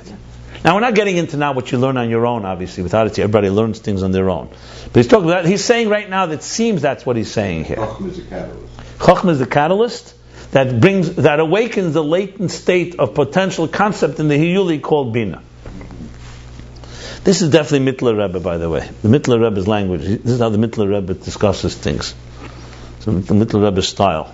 Whenever you see Hiyuli, Tzemach Tzedek brings in one mimer, he says Hiyuli is a word the Mittler Rebbe introduced that Alter Rebbe didn't use, and the Mittler Rebbe uses it a lot. It needs to be understood because I found some places Hiyuli seemingly from the Alter Rebbe, but you don't find in Tanya, I don't think, the Lashon Hiyuli. There is? I think towards the end, I guess. Maybe. How do you describe within the code? I just explained it in many different ways. What are you asking me? I mean, there's nothing definite. Think of it like this. A dead body, God forbid, or a body that's asleep, or let's say a person is in a coma, God forbid. So you have faculties there, but you need some catalyst to get them to awaken. So we could have we have muscles, for example, that have never used. I'm sure we have different elements inside of us that you need a catalyst. So as long as it's in that state, it's in the potential state. If you didn't have Bina, catalyst ahead, catalyst ahin, catalysts are not going to wake something up that's not there. Okay, that's why I use chemistry as an example. That thing has to have the properties. If it doesn't have it, then the catalyst, what's the catalyst going to do? The catalyst has to work with something. That's how he's explaining right now, Bina. Let's not jump the gun. I don't know why this has to be an exhaustive philosophical. This is what he's saying so far. How can there be a question of 50 or 40 makas? The question is whether the makas struck also the Hiyuli or only struck the expression of them. That doesn't just... It's a chelik tazayin. There's a whole chelik chavalav. I think chavalav. It's a whole sikha. Look at the sikhas on this. Explains how deep the makas. Did the makas strike the core, or did it strike only the? It comes down to how deep the klippa affects. Does the klippa only contaminate the outer dimension? Like, let's say when the Mitzrayim used Eish for Avodah Zarah, did it affect the Hiyuli of Eish or only the expression of it? That's what it comes down to. Like Avodah Zarah is sometimes even Mashahu. You have to eliminate it at its root. Sometimes you don't have to eliminate from the root, you just have to eliminate. We talked about the illness. You could eliminate the illness from its root or the symptoms. It's more or less what it's about. The Machlekes is how deep did it have to be cleansed? Or how deep was it contaminated, if you wish? Hiyuli is not an ocean of ideas. Hiyuli is an ocean. I didn't use the word ocean or ideas. I didn't use that example. It doesn't fit here. Ideas. It's not. That's Koyach HaMaskal, what you just described, by the way. It's nothing to do with this. You're bringing... Okay. I just said, Bina is the power of a saga. Like a person has a mind, the teacher comes and catalyst and gets it going. Look, you light a fire, a match. If there's no combustible materials, the match is just going to burn out, and that's it. But if you have a whole bunch of stuff that has potential fuel, it turns into a blaze. Potential unformed, undeveloped stage. Yeah. A potential unformed, undeveloped stage is more or less what. That would be good. So that's the story. So Bina is like a saga waiting to happen. The catalyst of Chachma. Anyway, let's continue. Arista physics, meaning basic substance, yeah, which is to be found in everything and is yet Latent. Undefined. I used the word latent earlier, yeah. Amorphous. Actually, the word hayuli means wood, based on the basic piece of wood, which is supported the whole, supported the whole ship. Okay. Chaymer hayuli means the basic substance. Chaymer means substance. So since it's used as Pretty consistent. I think I was pretty good. and yet undefined state of kaya. No. Did It you write abounds that? mainly in the Rashabs and the Yatzis Mamarim. Which one? Who's writing this? Hafting Bog, Called It's the Mittler Rebbe. The guy didn't learn Mittler Rebbe. That's why he says that Shabbos. The Mittler Rebbe is a lot of this, Yuli. And if you know the Tzemach Tzedek makes it clear. I'll show you the Tzemach Tzedek. Give me that sefer there, right there. no, the word Chaymer hayuli abounds into the Rashabs. It's Chimel Yuli. Yeah. Okay, this guy just knows that was the Mamarim. He doesn't know all of it. So who's Gefrelch? It's not the first. It's also known as the Chaymer Pasha. Can you tell me the author of this? I can tell you. Also known as the Chaymer Pasha. Oh, that's not what I wanted. In Yonim. Means pure unformed matter. The truest You example. see irritated in Yonim here. This would be physical energy, but a lump of clay is close enough as an It's analogy. right here. So Simple unformed matter. irritated in Yonim. The blue one. The matter of the universe. inner source potential for the vessels. The Kaif Yiluli is the source potential for the light. Is there an author? Yes. Oh, it's anonymous. For more on the see Shara Yichud chapters 20. Is there an author? Let me see. Based on Shara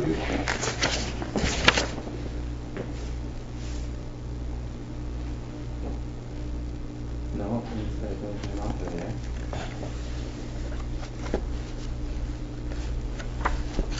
Is it the Higgs Bog? What is that? What is the name of that thing? The Bog? Higgs boson. Higgs boson. Anyway, I don't want to look it up now because it's a whole thing, but I believe it's right here. We talked about it. It's not the first place a Yuli we had. We had a Yuli at length with the Aish, a Yesod, and there's the higher than Yesod. Well, we're talking about Akri. He says in Shara Yichud, he says in Igris Kedesh 20. He gets a Kedesh 20 in time. Yeah. Okay, I have to look it up. I thought it was right here. Seems like I just found it. Chabad talk. Do they have Chabad? Well, you could write in my name that the Mittler Rebbe is full of it, and even more than the Rebbe Rashab and the Mittler Rebbe put together. Tzemach Tzedek. I'm sorry, Rebbe Frierdiker Rebbe. Okay, let's continue on. So that is and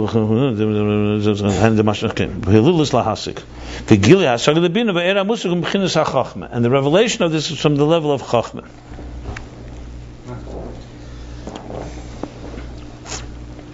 V'hainu the Mashakasa Beitz Chaim. This means this is what it says in Eitz Chaim, and this we learned a number of times already. The Eid Ein Sof Meir B'Keser V'Chachma B'Kiruv Makim.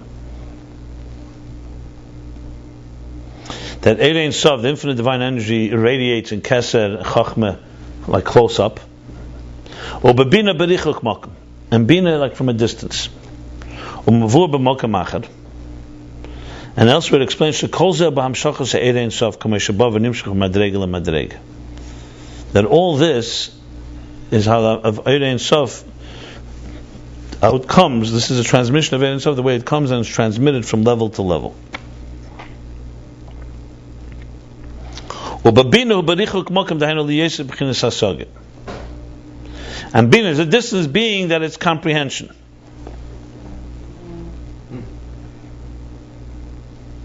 According to this interpretation, it comes to Bina through Chachma. However, this is not what he wants to say here. This is all al-Khair, as we're going to see in a moment. Let me just explain this last little piece here. I'll take you back on a journey here to a piece that was very cryptic back then.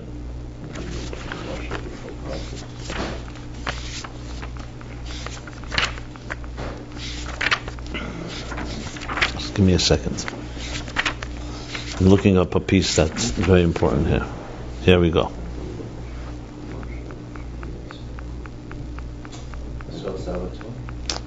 No.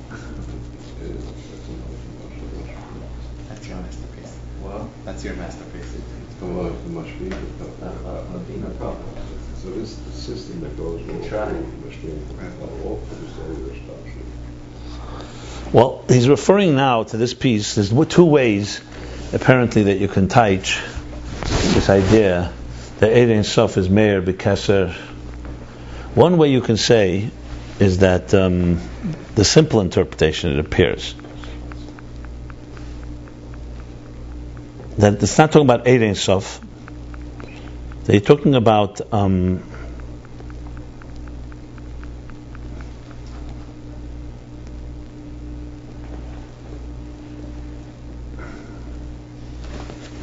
one second.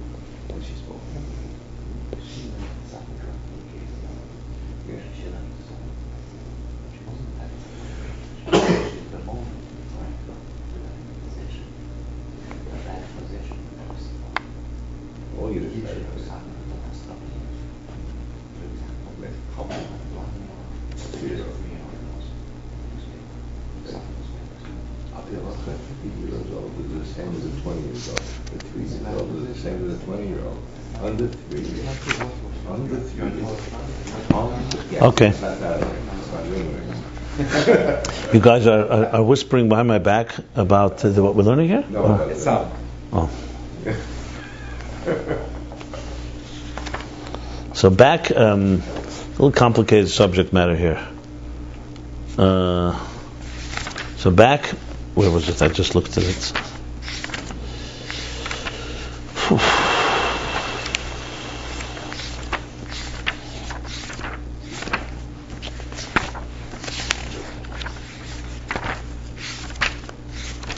What was it? I just had it.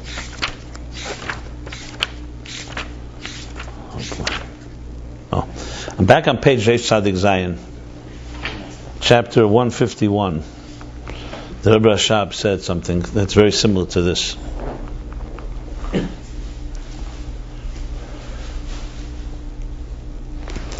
That we're talking about Ein Sof, how it goes through gradations. So that's what the meaning of the Eitz Chaim is. So Keser, it's close.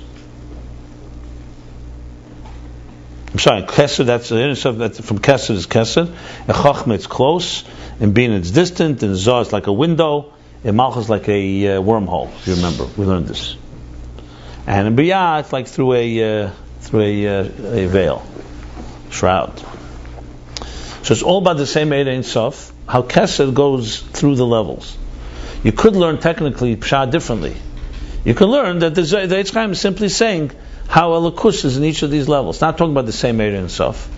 The Elikus in Chochmah is close, and Bina is distant. But it's not talking about the same Ein Sof of Keser in all the levels. No, once you get into Bina, you're talking about the Ein Sof in Bina, not in the way it's from Keser. But he's interpreting it the way it's from Ein Sof and Keser goes through gradations. That's how the interpretation is. You understand the difference between the two? You don't. Yeah, one has qualitative, one is just quantitative. Sort of. Yeah, one is talking about basically that the Eitz Chaim is simply stating what's the difference between Chachma and Bina. Bina gets a Likus from a distance, and Chachma gets from. This interpretation that the Alter Rebbe clearly is saying, that the Rebbe Rashab is citing, is that no, we're talking all the levels Keser, the Ein Sof of Keser. How does the Ein Sof of Keser travel through all the levels. That's more about the gradation of the whole, of one flow, as opposed to separate levels. That's seemingly the difference between the two. So here he's saying, so this is basically the same as Reish Tzadik Zayin. So he's saying like this, he says that Daina Machkos Beitz Chaim, Daina Sav Meir Bekes, V'chol Bekim Bin B'nechmah, Mugad B'chins Kolzo B'ashach Zayden Sav, K'may Shabau Nimshach Madregel Vein, Ubabinu B'richak Makim, because it's comprehension. So according to this whole L'cheira that we just said here, basically Bina is a potential state, it has Seichel, and Chachma is the catalyst that awakens it. And that's consistent with the interpretation of the Eitz Chaim, that it's going through levels. And how do you get to Bina? You got to go through Chachma. Omnam, this is the qualification. However, Mamasha Kosav Khan Nira, from what's explained here, meaning with the Alter Rebbe and the Beauty and the Mittel and Tzemach Tzedek, explain in this Asisa Pella, like we said before, what we say, that the main thing of a teacher is to a chiddush. So he says here, so here's a different type of interpretation. The Masha Chochma Malamda Sabina Hu Shapel is Chatzos Dover Bebina. Not this interpretation we just learned, is that it pulls everything. The mere fact that Bina can comprehend something, so it's there, like a student has a brain. But the teacher's role is to be a catalyst to get the brain to work, basically, to develop the brain. Not a chiddush. Expanded, yeah. But what it says here in this Maimer, Nira, it appears the Masha Chachma Lamed Sabina, what Chachma teaches Bina, Shapel is Chatzos Dover Bebina, is to create something new, not like the example with the teacher that he doesn't create the Seichel, but he's the catalyst that gets it going. In other words, here it seems that we're learning here is far deeper than that. The student already knows things, and he comprehends things. What the teacher's role is to bring chidushim into him, something new. Remember, Keser, Asisa Pella, that's the chidush here. Asisa Pella is coming here to give him something new, not that he knows already. According to this interpretation, the simpler interpretation, it's just getting going. It doesn't have to. It's just getting. It's like, in a way, it's the difference between the Ovis and Matan Torah. The Ovis didn't create something completely new. They aligned the pipes properly, like the simple interpretation of Chachma Bina. They take Bina and make it work. But to bring something new is a whole different thing. What he says here is to bring something special. Chatzos over. U'kamay b'moshel the mashpia makabel had a mashpia magala in yonim chadoshim. Like in the initial example, the mashpia, the teacher, reveals them new things. Shamakabel lo yoyabor leim atzmeh. That the student, that the recipient would not have come to it on his own. Kamay kain sarach liz bedugma kazez b'chachma bina. So the same thing in the nimshal, in the moral, you have to have something similar to this. The chachma eis chachos b'chinas bina, masha'ein bo mitzad atzmei. That chachma should do something new in bina that it does not have on its own. Not that it should be a catalyst to reveal that which it already has on its own.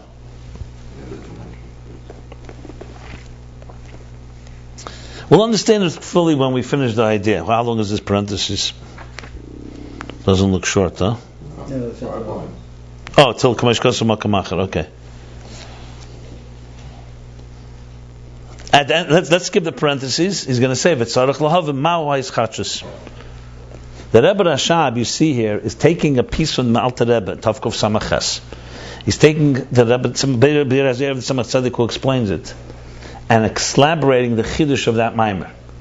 That they're not coming to say the conventional thing. Because here's the nevort. You don't need Kiasis Pella. You don't need a pasuk that God created a Pella, something special, to achieve the first level of Chachma Bina. Chachma Bina has already, by nature, intelligence. The only thing is it doesn't have a catalyst. So Chachma is the catalyst. You don't need a special Pella, a special so-called divine tool. But since the pasuk in the Zohar brings Kiasis Pella, and it comes after Aramimcha Velikeata, you have to say it's referring to something that is not the regular Chachma Bina flow. You're talking about something Chachma is doing into Bina that Bina would not have on its own. A Chiddush. That's why you need Pella. That's why you need this covering that reveals. That's why you need this veil. Because the regular flow, you don't need a veil. Bina has asaga, just like a student. A student has intelligence. The only thing, a good teacher cultivates, develops this intelligence. Okay? You don't need any special tools for that. Because we're not making seichel out of a stone. You're taking an undeveloped mind and you're developing it. So already the student has a mind and he's ready, or else he wouldn't be a student. That's the immanent order. That's structure. That's not transcendence and immanence. That's intelligence. That's how we grow. If you want transformation, you want Chiddush, you want Matan Torah accomplished, or you want transcendence, then you're talking the teacher is actually going to teach you something that you don't have on your own. That all your hiyuli, your potential, you'll never reach it on your own. That's Absisa Pella. That's a new energy coming from Keser. Let's put it, a teacher teaching the student to get something from the unconscious he could not have gotten on his own. For this you need Pella. For this you need a veil, because he couldn't tolerate it on his own. So you need a way of giving him the light through a lower light. This is the Chiddush. Is this still a normal teacher, or is this something like a Rebbe? No, it could be a normal teacher, but doing something not the usual education. Not all teachers will do this. Why is that? So this is a Chiddush, because that's the Chiddush. That's the Chiddush. The Chiddush is getting Aramimcha. You're getting Keser now. You're not just getting the intelligent. That's why he brings 1 second. The Eitz Chaim. That's why the Eitz Chaim is so relevant, because the Eitz Chaim is saying, okay, Eir Ein Sof, the gradations of Eir Ein Sof, Keser to Chachma to Bina, fine. It's not, and Bina gets it b'richuk makim and needs Chachma to get it. That's the regular flow. But if you want to bypass and you want to get Chachma, you want to get a deeper dimension of Chiddush. I'm trying to understand the Eitz Chaim. I'm not have to struggle on that. I'm not sure exactly about that. But what's the question? Why would you need an unusual Pella for that? Isn't that what most teachers do about teaching somebody new knowledge? Something that they don't know. Not that they have their subconscious. Not They don't know that they have can read it. They can read it. They subconscious. learn it on their own. He's teaching them something that they can learn on their own, something deeper that they can learn. Yeah. We're talking here clearly more than just that. It's not just a new idea. Not just on a book. No, it's a new method or something. What do you call it? He speaks about it. Okay, let's read the parentheses. Let's get the whole picture before we. V'agam de l'mayla ein ze kamoy l'mata b'mashpia mekabel. Now he's qualifying it. Okay. So we understand here that there's two types of education. In other words, one is a catalyst that reveals that which is there. Gilei Helam, basically. Remember we learned about Gilei Helam, previous chapter. Not Veseresi. Where was Vavad? What was good? It says Hashem instead of Veseresi. It's a different type. Yeah. So there's the other one. Before Veseresi comes the beginning of the pasuk. Vavad Hashem Elokeichem uveirechas lachmecha. So there's the Gilei Helam, when you bracha, for example, a blessing reveals that which is concealed. I think this is a good example. He used it a few chapters ago. Well, I meant Ephraim and Menashe. You know the difference between bracha and tefillah? Yeah. So a bracha, when you get a bracha from a Rebbe or from a tzaddik or this, he's revealing what you have in your source, except there's a block or it needs something a catalyst to get it going. That's why Yaakov, who was blessing Ephraim and Menashe, why did he have to move his hands? Just give Menashe the blessing. He wanted to give Ephraim. He's the older one. Because he was giving a bracha, not a tefillah. He was not changing their destinies. He was blessing them that which you're destined to should happen quickly, should happen easily, should be revealed. A bracha does not have the power to change the wires. It has the power to develop them. In other words, the wire may be locked up, so a bracha opens up, mamshich, Opens the channel. opens a channel that's there already waiting for you. Tefillah, you say, you could change. A person's destiny may be so and so, and you say, for tefillah. It's also the gate to shidduchim, for example. Zivug Rishon, Zivug Sheni, Toli and Maisim. We all have 40 days before a child is born, Rimach is this person to this person. That's what's destined for you. Now you need a bracha that should be actualized. You shouldn't mess up. But you're getting it. But through Maisim, a person does, let's say, behaves in a better way, they can get a better shidduchim. A greater. Why? They're opening up a new channel. It's not the same channel, huh? Yeah. Well, there are different ways of explaining it, but the point is that. So when you talk about Chachma and Bina, the simple interpretation, what does Chachma do? That's what he started saying. Well, the Chachma and Bina, that was the L'cheira.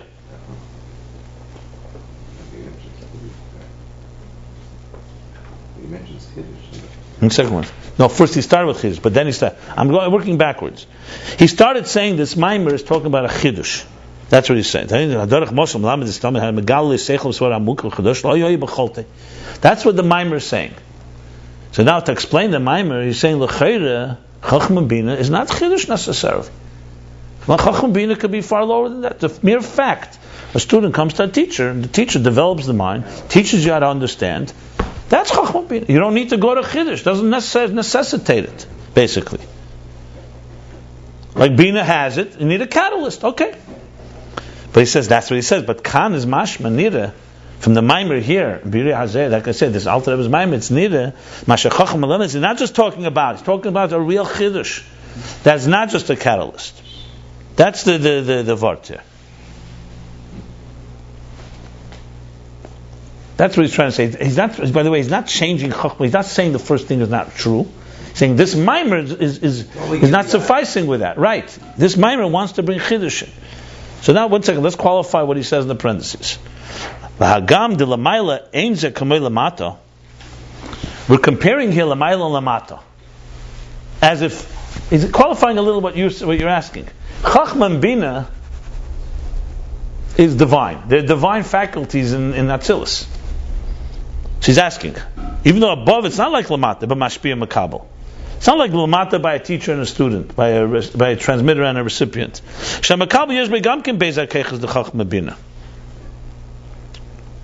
Because down below, by human being, the Makabel also has Chachma Bina. So in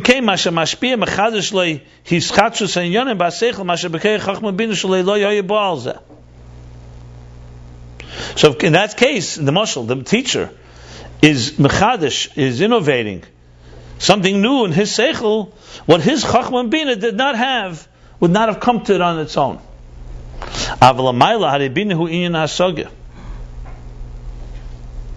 But above, meaning in Ruchnius, not in a student teacher, Bina is the idea of comprehension. Well, he is gilead,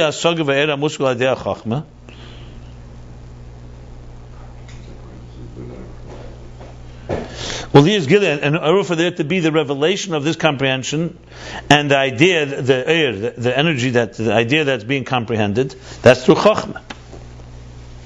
V'zeu ha'ischachus, and that's the new thing.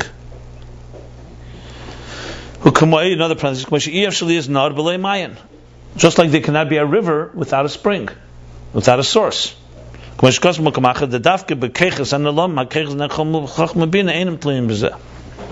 Okay, this is getting complicated for parentheses. Let me first explain what he said here. He's asking a question. You can make a distinction between above and below.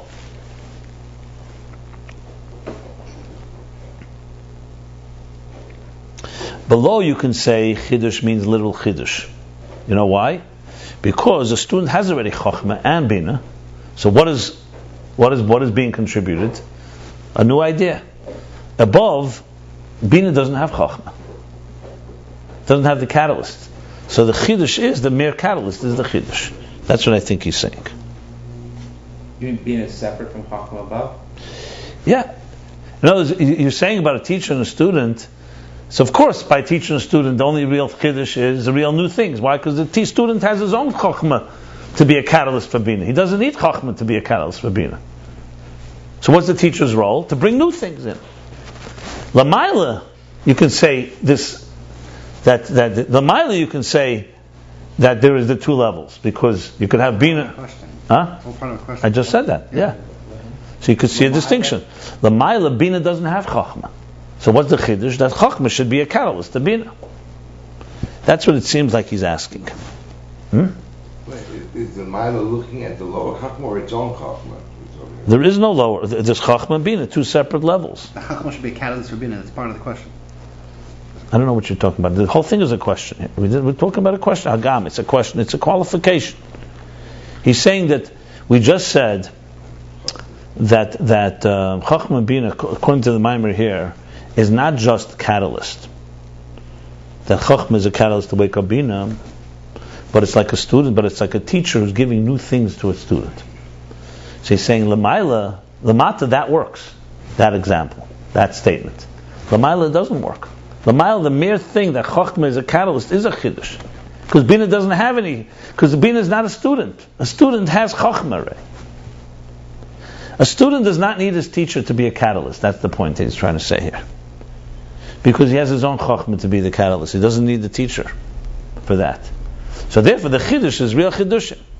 Lamaila, it doesn't have, Bina does not have a catalyst. I think that's what he's qualifying. When they say in above, they mean higher than Atzilus. No, they're talking about Atzilus here. Atzilus? Yeah.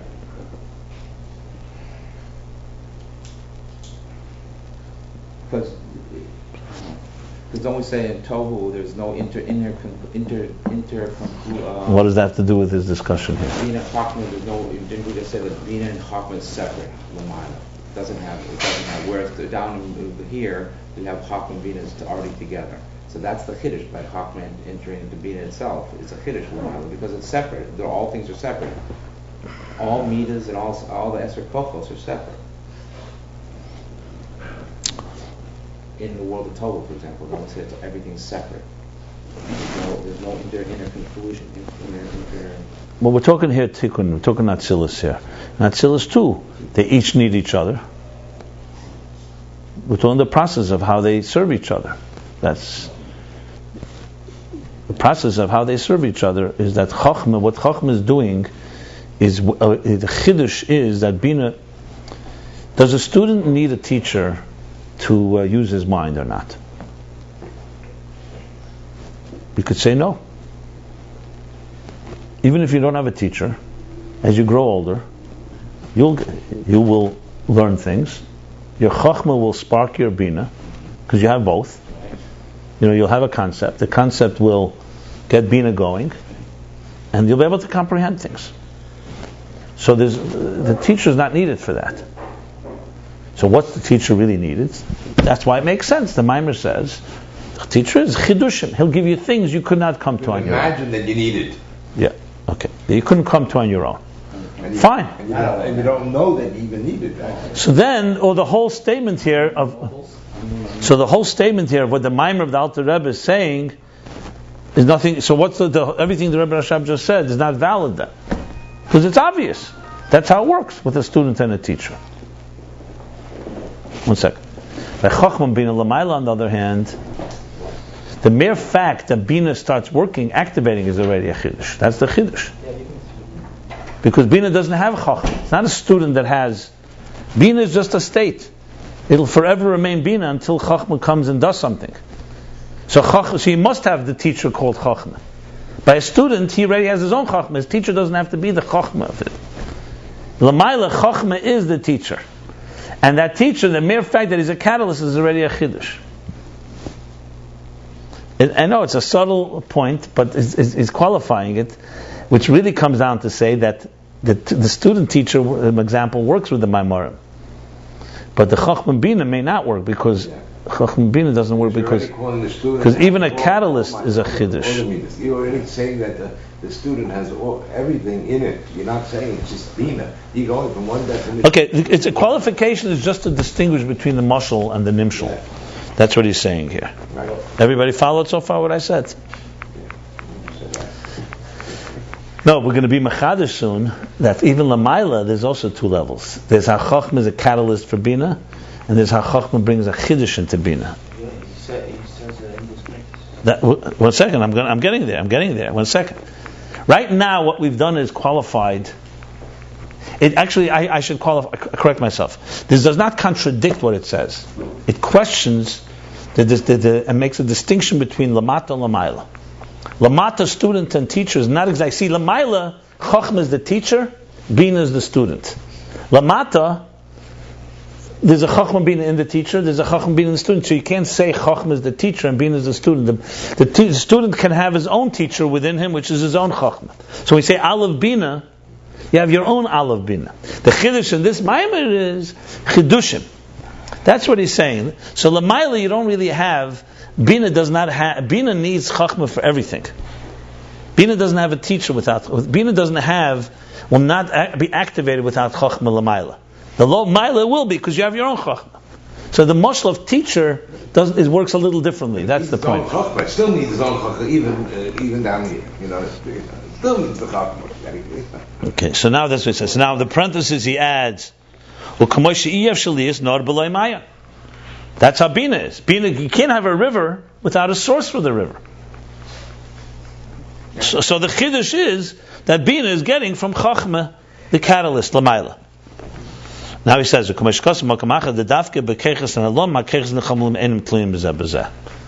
now he qualifies another qualification.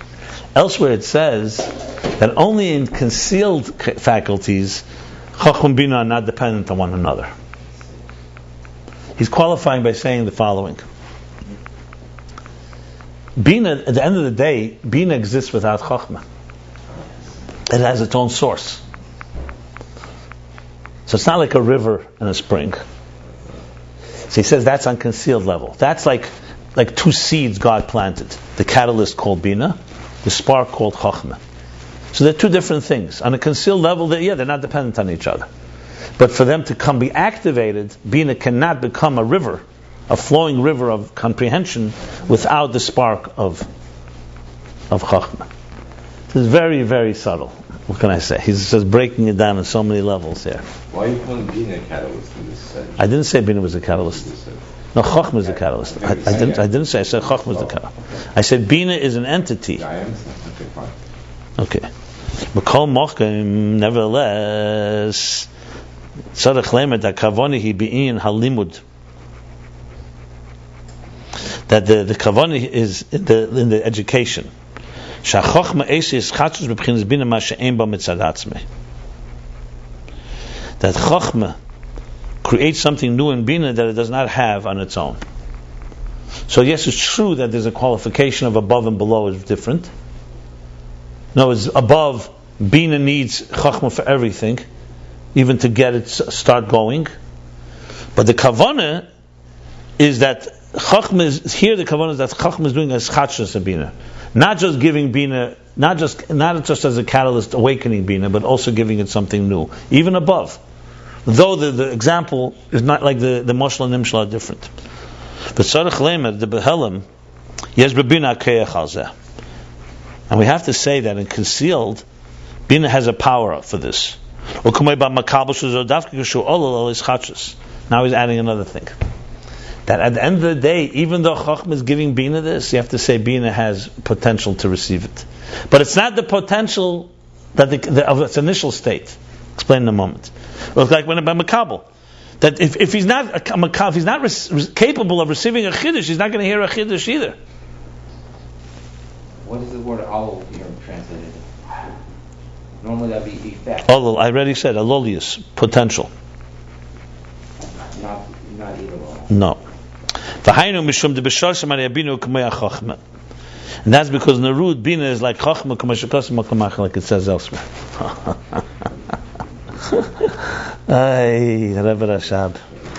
Habrachmana Safid. Okay. I'll explain. I know what it means, but you have to really go very slow here. Very, very slow. Okay, bottom line is the following. This piece is tremendous. Let's start with Gashmi so we'll understand it in simple terms. When a student comes to a teacher, any level student, there's really two things that happen. One is the teacher can spark and ignite, catalyst, the mind of the student has already. Nothing new. We'll still speak another level in a moment about that. And that's it. The teacher sees this potential in the student and gets it going, starts developing his mind, teaching him. But he's really revealing the hidden. You mean no new information, just he's allowing him to see things, saying it. Information is not a good word. No new methodology is what the word I would use. Information means nothing. Information is just information. But you'll see. Let me finish. I'll see what else. So he reveals what he sees concealed in the student. He's actualizing potential. He trains him. Then at some point, he says, you know what? I'm going to teach you something completely new today.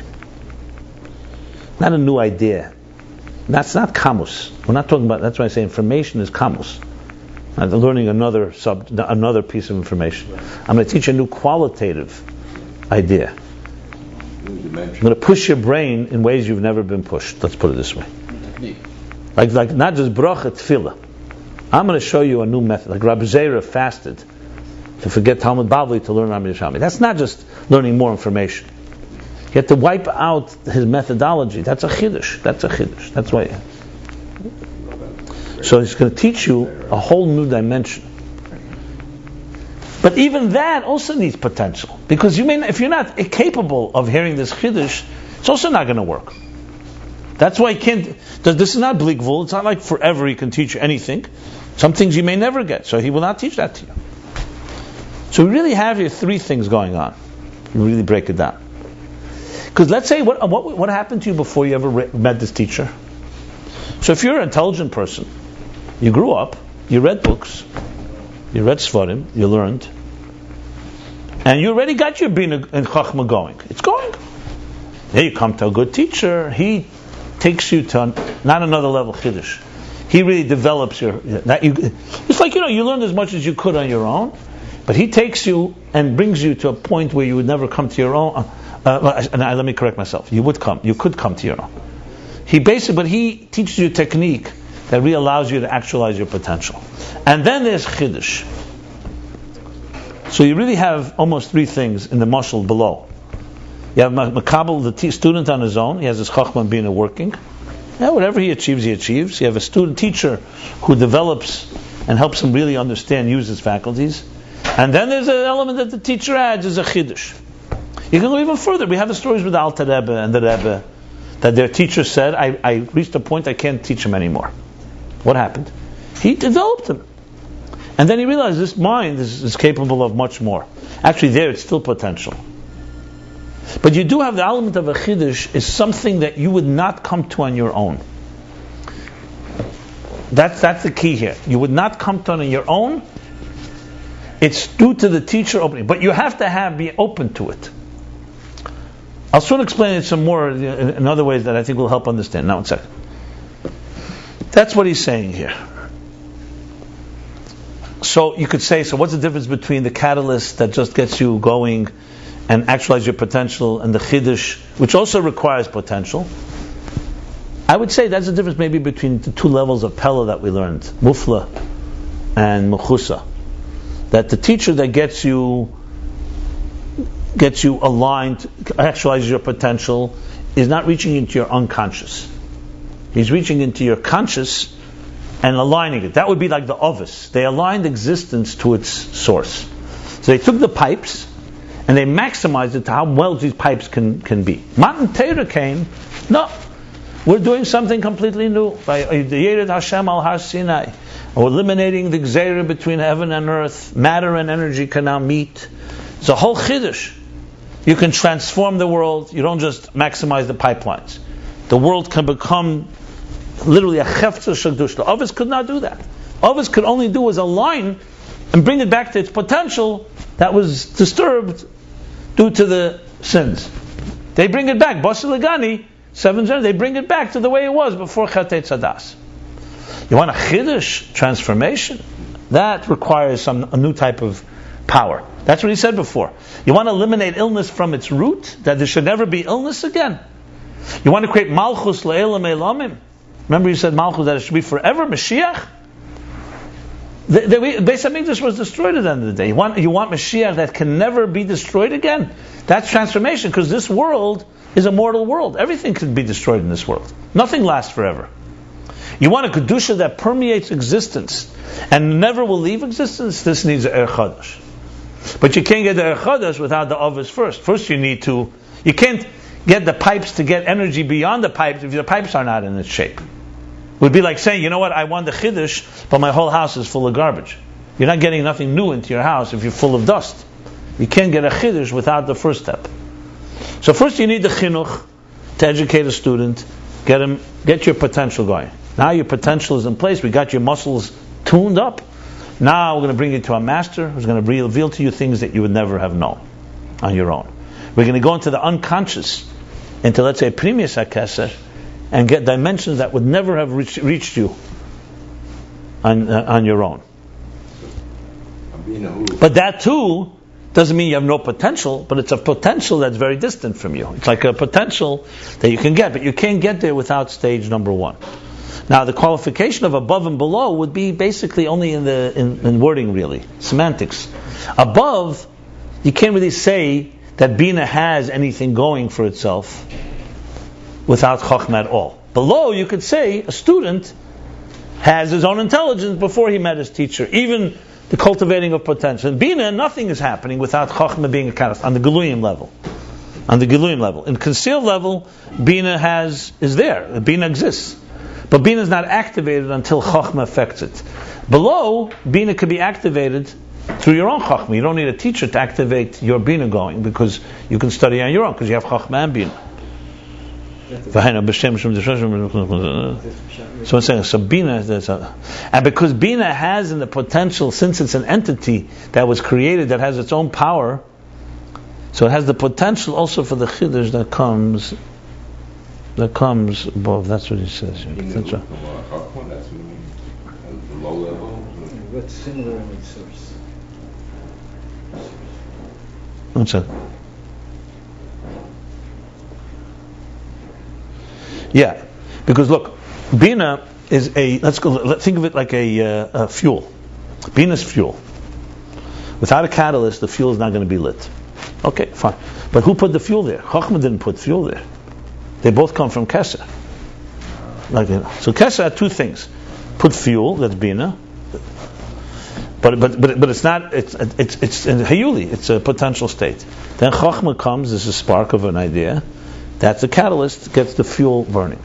So on the Helam level, Bina doesn't need Chokhmah.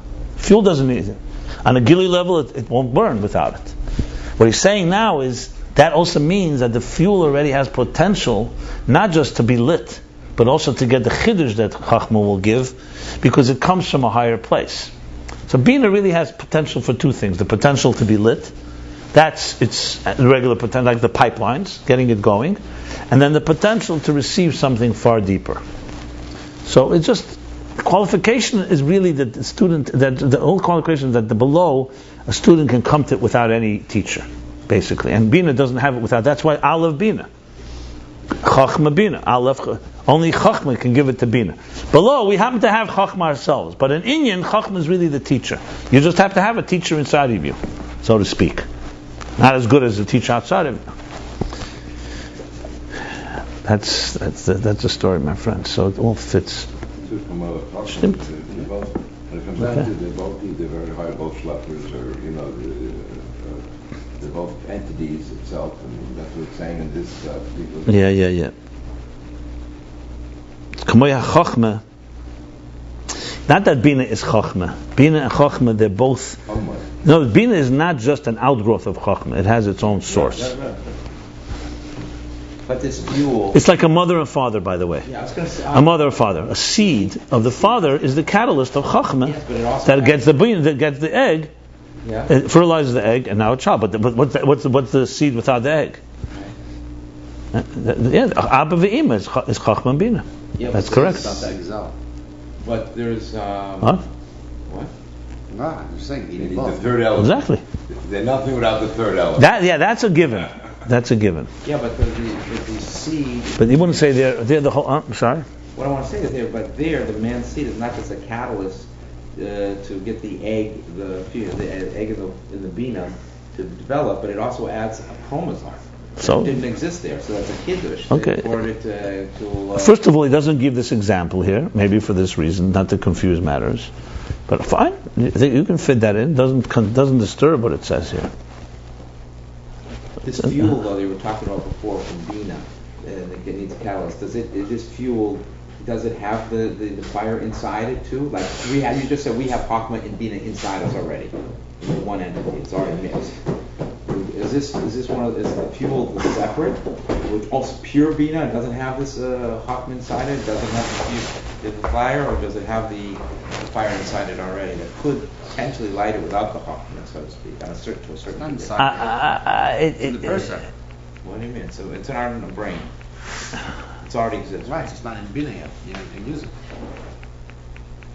They're separate in our brain. But First of all, in Lamaila, even if you said what you said, it's still the Chachma within Bina, not the Bina within Bina. So you're just asking whether there's a Chachma within the fuel or there's a Chachma outside of the fuel.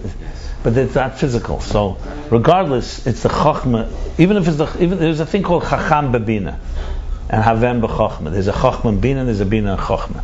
We learned that also earlier. I wouldn't go there. It's going to just confuse matters. Obviously, in the scholarless, everything has everything. But practically speaking, even if it's the Chachma within the fuel, it's still Chachma within Bina, not Bina within Bina. That's my point. So it's semantics at the end of the day. It's ultimately another force that's getting it going. Look, practically speaking, Chachma is a spark of an idea. So Bina, what can Bina, let's say people who are Mevinim, let's say in business, you have very many companies have a Chachma person and a Bina person. Chachma, ideas. He's not good at fleshing them out. The Bina person is fleshing out. You come to a meeting and the Chachma guy says, I'm blocked. The Bina guy has nothing to work with. Now, can a Bina guy have some Chachma time? Of course he can, but I'm saying conceptually, there's two different type of forces. Chachma is to get ideas going. Bina is to develop them. So where's the Pella? That's a natural state. There is no Pella there. That's not the Pella. We have talked. The Pella is the Chiddush, something completely new. Yeah. That Bina would not come. And it's not just getting Bina going. It's not just getting a student actualizing his potential. It's bringing something new to him beyond his potential. Yeah, to the follow-up guy, it's a Pella. What? To the follow-up guy, it's a Pella. To the follow-up guy, the Bina, it's a Pella. I don't know, that's not what I was talking about. No. We're talking about a real Chiddush that's beyond what a person's potential would be. That's what he's talking about. That's what we just addressed at length. I just explained it at length. Now, Bzeira would be an example. There'd be other examples. It's essentially going into deeper levels of the unconscious. You have to say that because even that level of Bina, he says ultimately there has to be some potential for that too. Even for Chiddush you need a potential. But I gave you Matan Torah and Ovis as an example. Matan Torah is a Chiddush that the Ovis did not come to. Shaddai and Anech Hashem Elokech. Shaddai is, they got Dai. What the world is capable of. Even Adli Dai. Expanding it to the farthest regions possible. But it's still what is in the structure. And Matan Torah is a Chiddush that's beyond the structure. True transcendence. But you can't get number 2 without number 1. That's the bottom line. Remember that. You cannot jump to transcendence without immanence. You can't get pipes. Look, you can't have we say when we fill up a cup, a kos, Havdalah, Kiddush, it should pour over. Can it pour over if it's not full? Right? You have to first fill it before you can pour it over. I'm not talking about that. Right? You have to fill it and then it spills over. The spillover can't happen if you don't fill the pipes. So someone's going to put a little in and say, I want transcendence. You got to fill yourself up for it before you get to transcendence. Now, there are times during the year, Rosh Hashanah, Yom Kippur, Tshuva, that can give you a certain, let's call it an express jolt, and give you a taste of beyond. Red Bull. But it's not going to stick with you. You have to come back. That's why you have to come back and do it in a Pnimis Dikaveda for it to. Yeah, you could have the experience of a beyond. But that's a jolt. That's like you were given a gift for a moment. The challenge is, that's the whole point of Avodah and Golus. Beis HaMikdash was destroyed because ultimately it wasn't B'Pnimius. Matan Torah changed the world, but it wasn't B'Pnimius. That's why Purim came, said, okay, now we receive it willingly. The Beis HaMikdash, first, second were all destroyed, like the Mashal, the Levi Yisrael, because the child didn't appreciate. Because it was a gift from above at the end of the day. It was more gift, it was more avodah than the beginning of creation. But it didn't permeate. The work that we've done since, and the Rebbe explains, generation after generation, Pshir Nefesh. And then coming to Chatzi Kadar Atachten, to the lowest hemisphere where the Matan Torah didn't happen in a revealed way. And even here, in the Western world, the Rebbe speaks with, the Alter Rebbe said France would be a challenge should lose Napoleon. So now we transform the Western world, then you create that the world itself now can't oppose it because you transformed it. That's what we learned, that you have to transform, has to come from Kesed. This is a Chiddush. If you left things going just from the ovis and on, you can bring plenty of giluyim, but you can't change the pipes. That chiddush can only come with very hard work from below, in the depths of the work we do. The depths of within, and that comes from above, transforms the whole picture. In other words, basically, until Mashiach comes, it's all symptomatic medicine, remedial. The way we learn this, and Mashiach is Asrei Simachla from the root, the elimination of illness from the root, preventive ultimately, and ultimate transformation, and a point where you can no longer ever have a disease. It's over after that, because once you eliminate the root, but that can only come from Keser, but that can't happen until you first fix the symptoms. But how can it happen from Milamata to begin with? How can this It's a combination of Mata and Maila. It's not just Matan Torah was not just Mata. Matan Torah came from above, and then it's a constant partnership. It's back and forth. We actually, by the way, we learned this as specific. He said it starts. Lamaila gives you the power to engage. Right. Then you fight from below, and you eliminate the bottom, and then it goes both ways. The Lamaila gives you the power to go into new territory. You go fight on the terms of territory, then you're still in a lower place. Once you do that, once you clean up. It's like we said yeah. It's very interesting. You know how you were saying that? He said that kiseitze l'mechama alevecha. You go out to war. You do your part. Kiseitze. He said, what's that? That's mamat l'mayla tefillah, birur mamat l'mayla. Then v'nosna Hashem alakecha b'yadech. Then God gives them to you. That's Torah mamayla l'mata. So now you have a new chiddush, but still not. There was shavis shivyo. So now you can take out of captivity your nefesh alakiz that was trapped by the nefesh habamis. And then comes your fast teir, and you can transform the nefesh habamis into the ultimate malchus leilam Mashiach.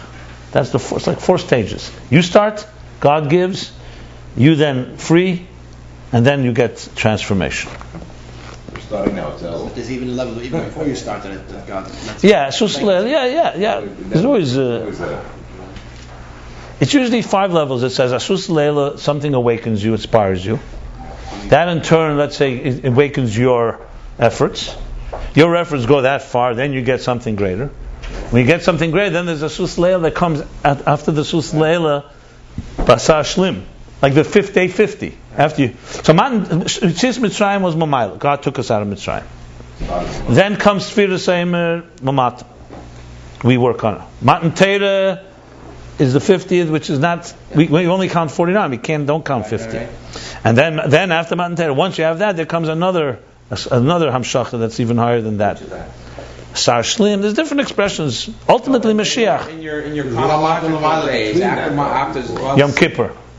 Because after Matan Torah comes the Chet. Matan Torah is great, but then comes Chet HaEgel. Then comes the Tshuva. There's no Tshuva yet. Yeah. Then comes Yom Kippur. Yom Kippur is the highest. Yom Kippur is transformation. L'cheshniyos. Now, of course, L'asad Love will be the ultimate, but in the structure. She just came after Tshuva. Why didn't it stay? Because it's still not completely. Yeah. It's look. 29 and a half.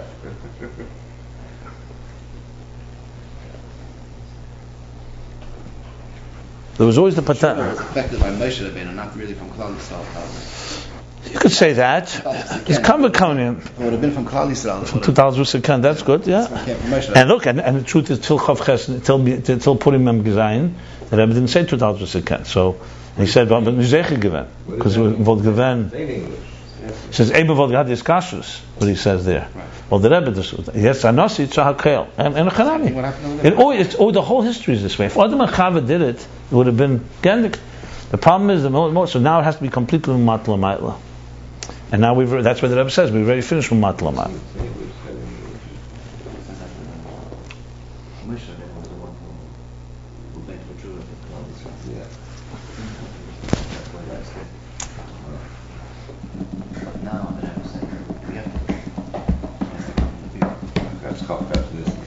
Look, you have a few things.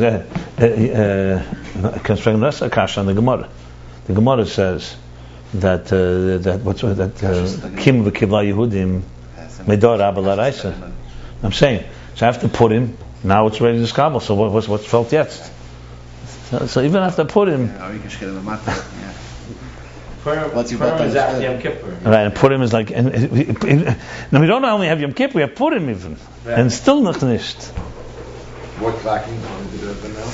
You, that you should transform. Yes, because after Purim, the Rebbe always quotes, Ana Achashverosh Danan. We are still servants of Achashverosh, even after Purim. Even after Purim, we're still in Dallas. See, I mean, this is.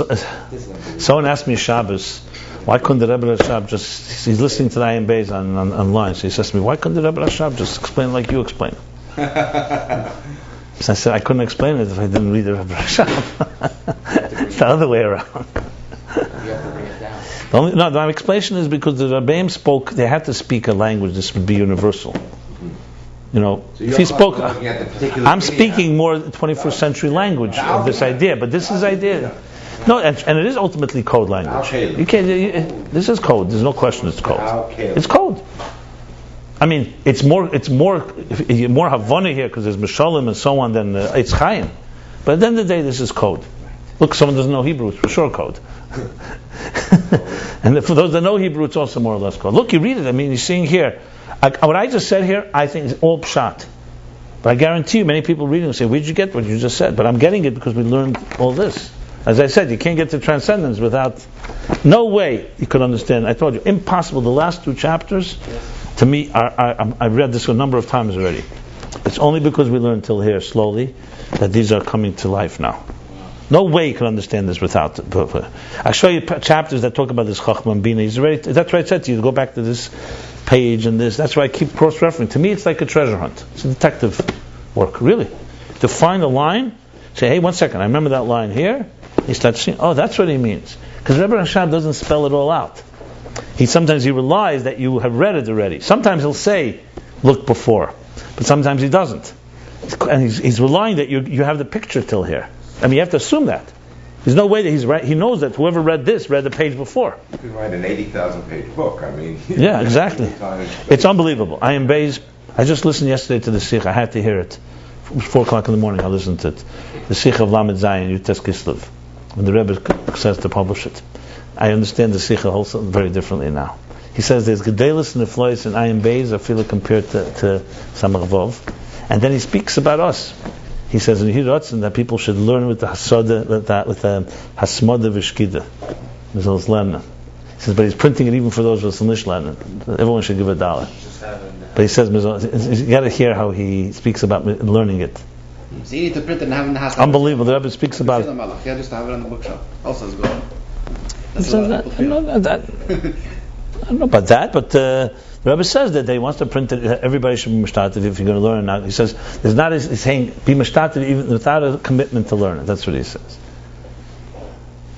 This is, and I'm very. I hear people sometimes who learn as teachers. I heard someone speak about Ayin Beis. I don't want to say his name. He says there's no chidushim here. It's all been said. Someone asked me about it. So I said, what? I don't know if there's a line that's not a chidush here. Obviously, if you're talking mathematically, yes, some of these lines say in the Mitla Rebbe, right here, he's taken a whole mimer from the Rebbe, Alter Rebbe, Tzemach Tzedek. It's not been said before, and saying the whole chiddush in it. You would never get it when you learn them. So, I don't know how anybody can say that. Yeah, this page doesn't say anything. No, because tell you what, if you're lazy and you think you understand already, I learned this. I learned this in Yan. No, there's no way. You can see right here, it was just a whole chapter. He's being medayik in his own diuk in explaining the chiddush of the Alter Rebbe. Basically what he's doing here. I mean, you don't notice it until you really... Why, he said Yesh Lama, but it doesn't say on this page Yesh Lama. First of all, you can't understand those chidushim without this, Kedem Kol.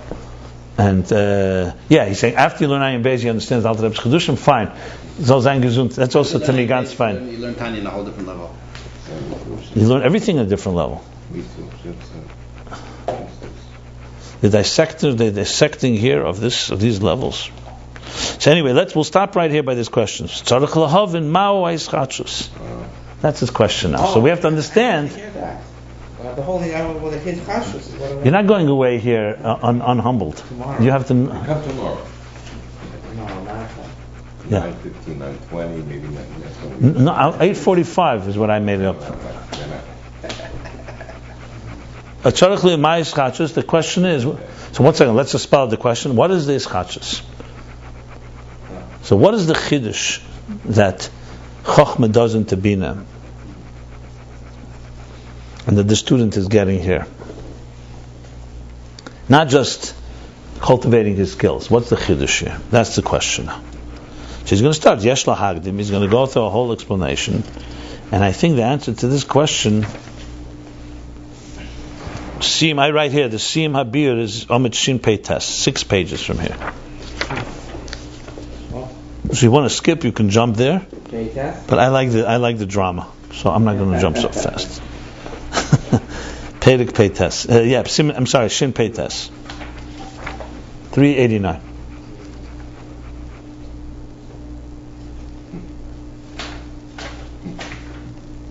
Wow. What? Okay. Let's stop here. The first half of chapter 188. We did page 382 and 383.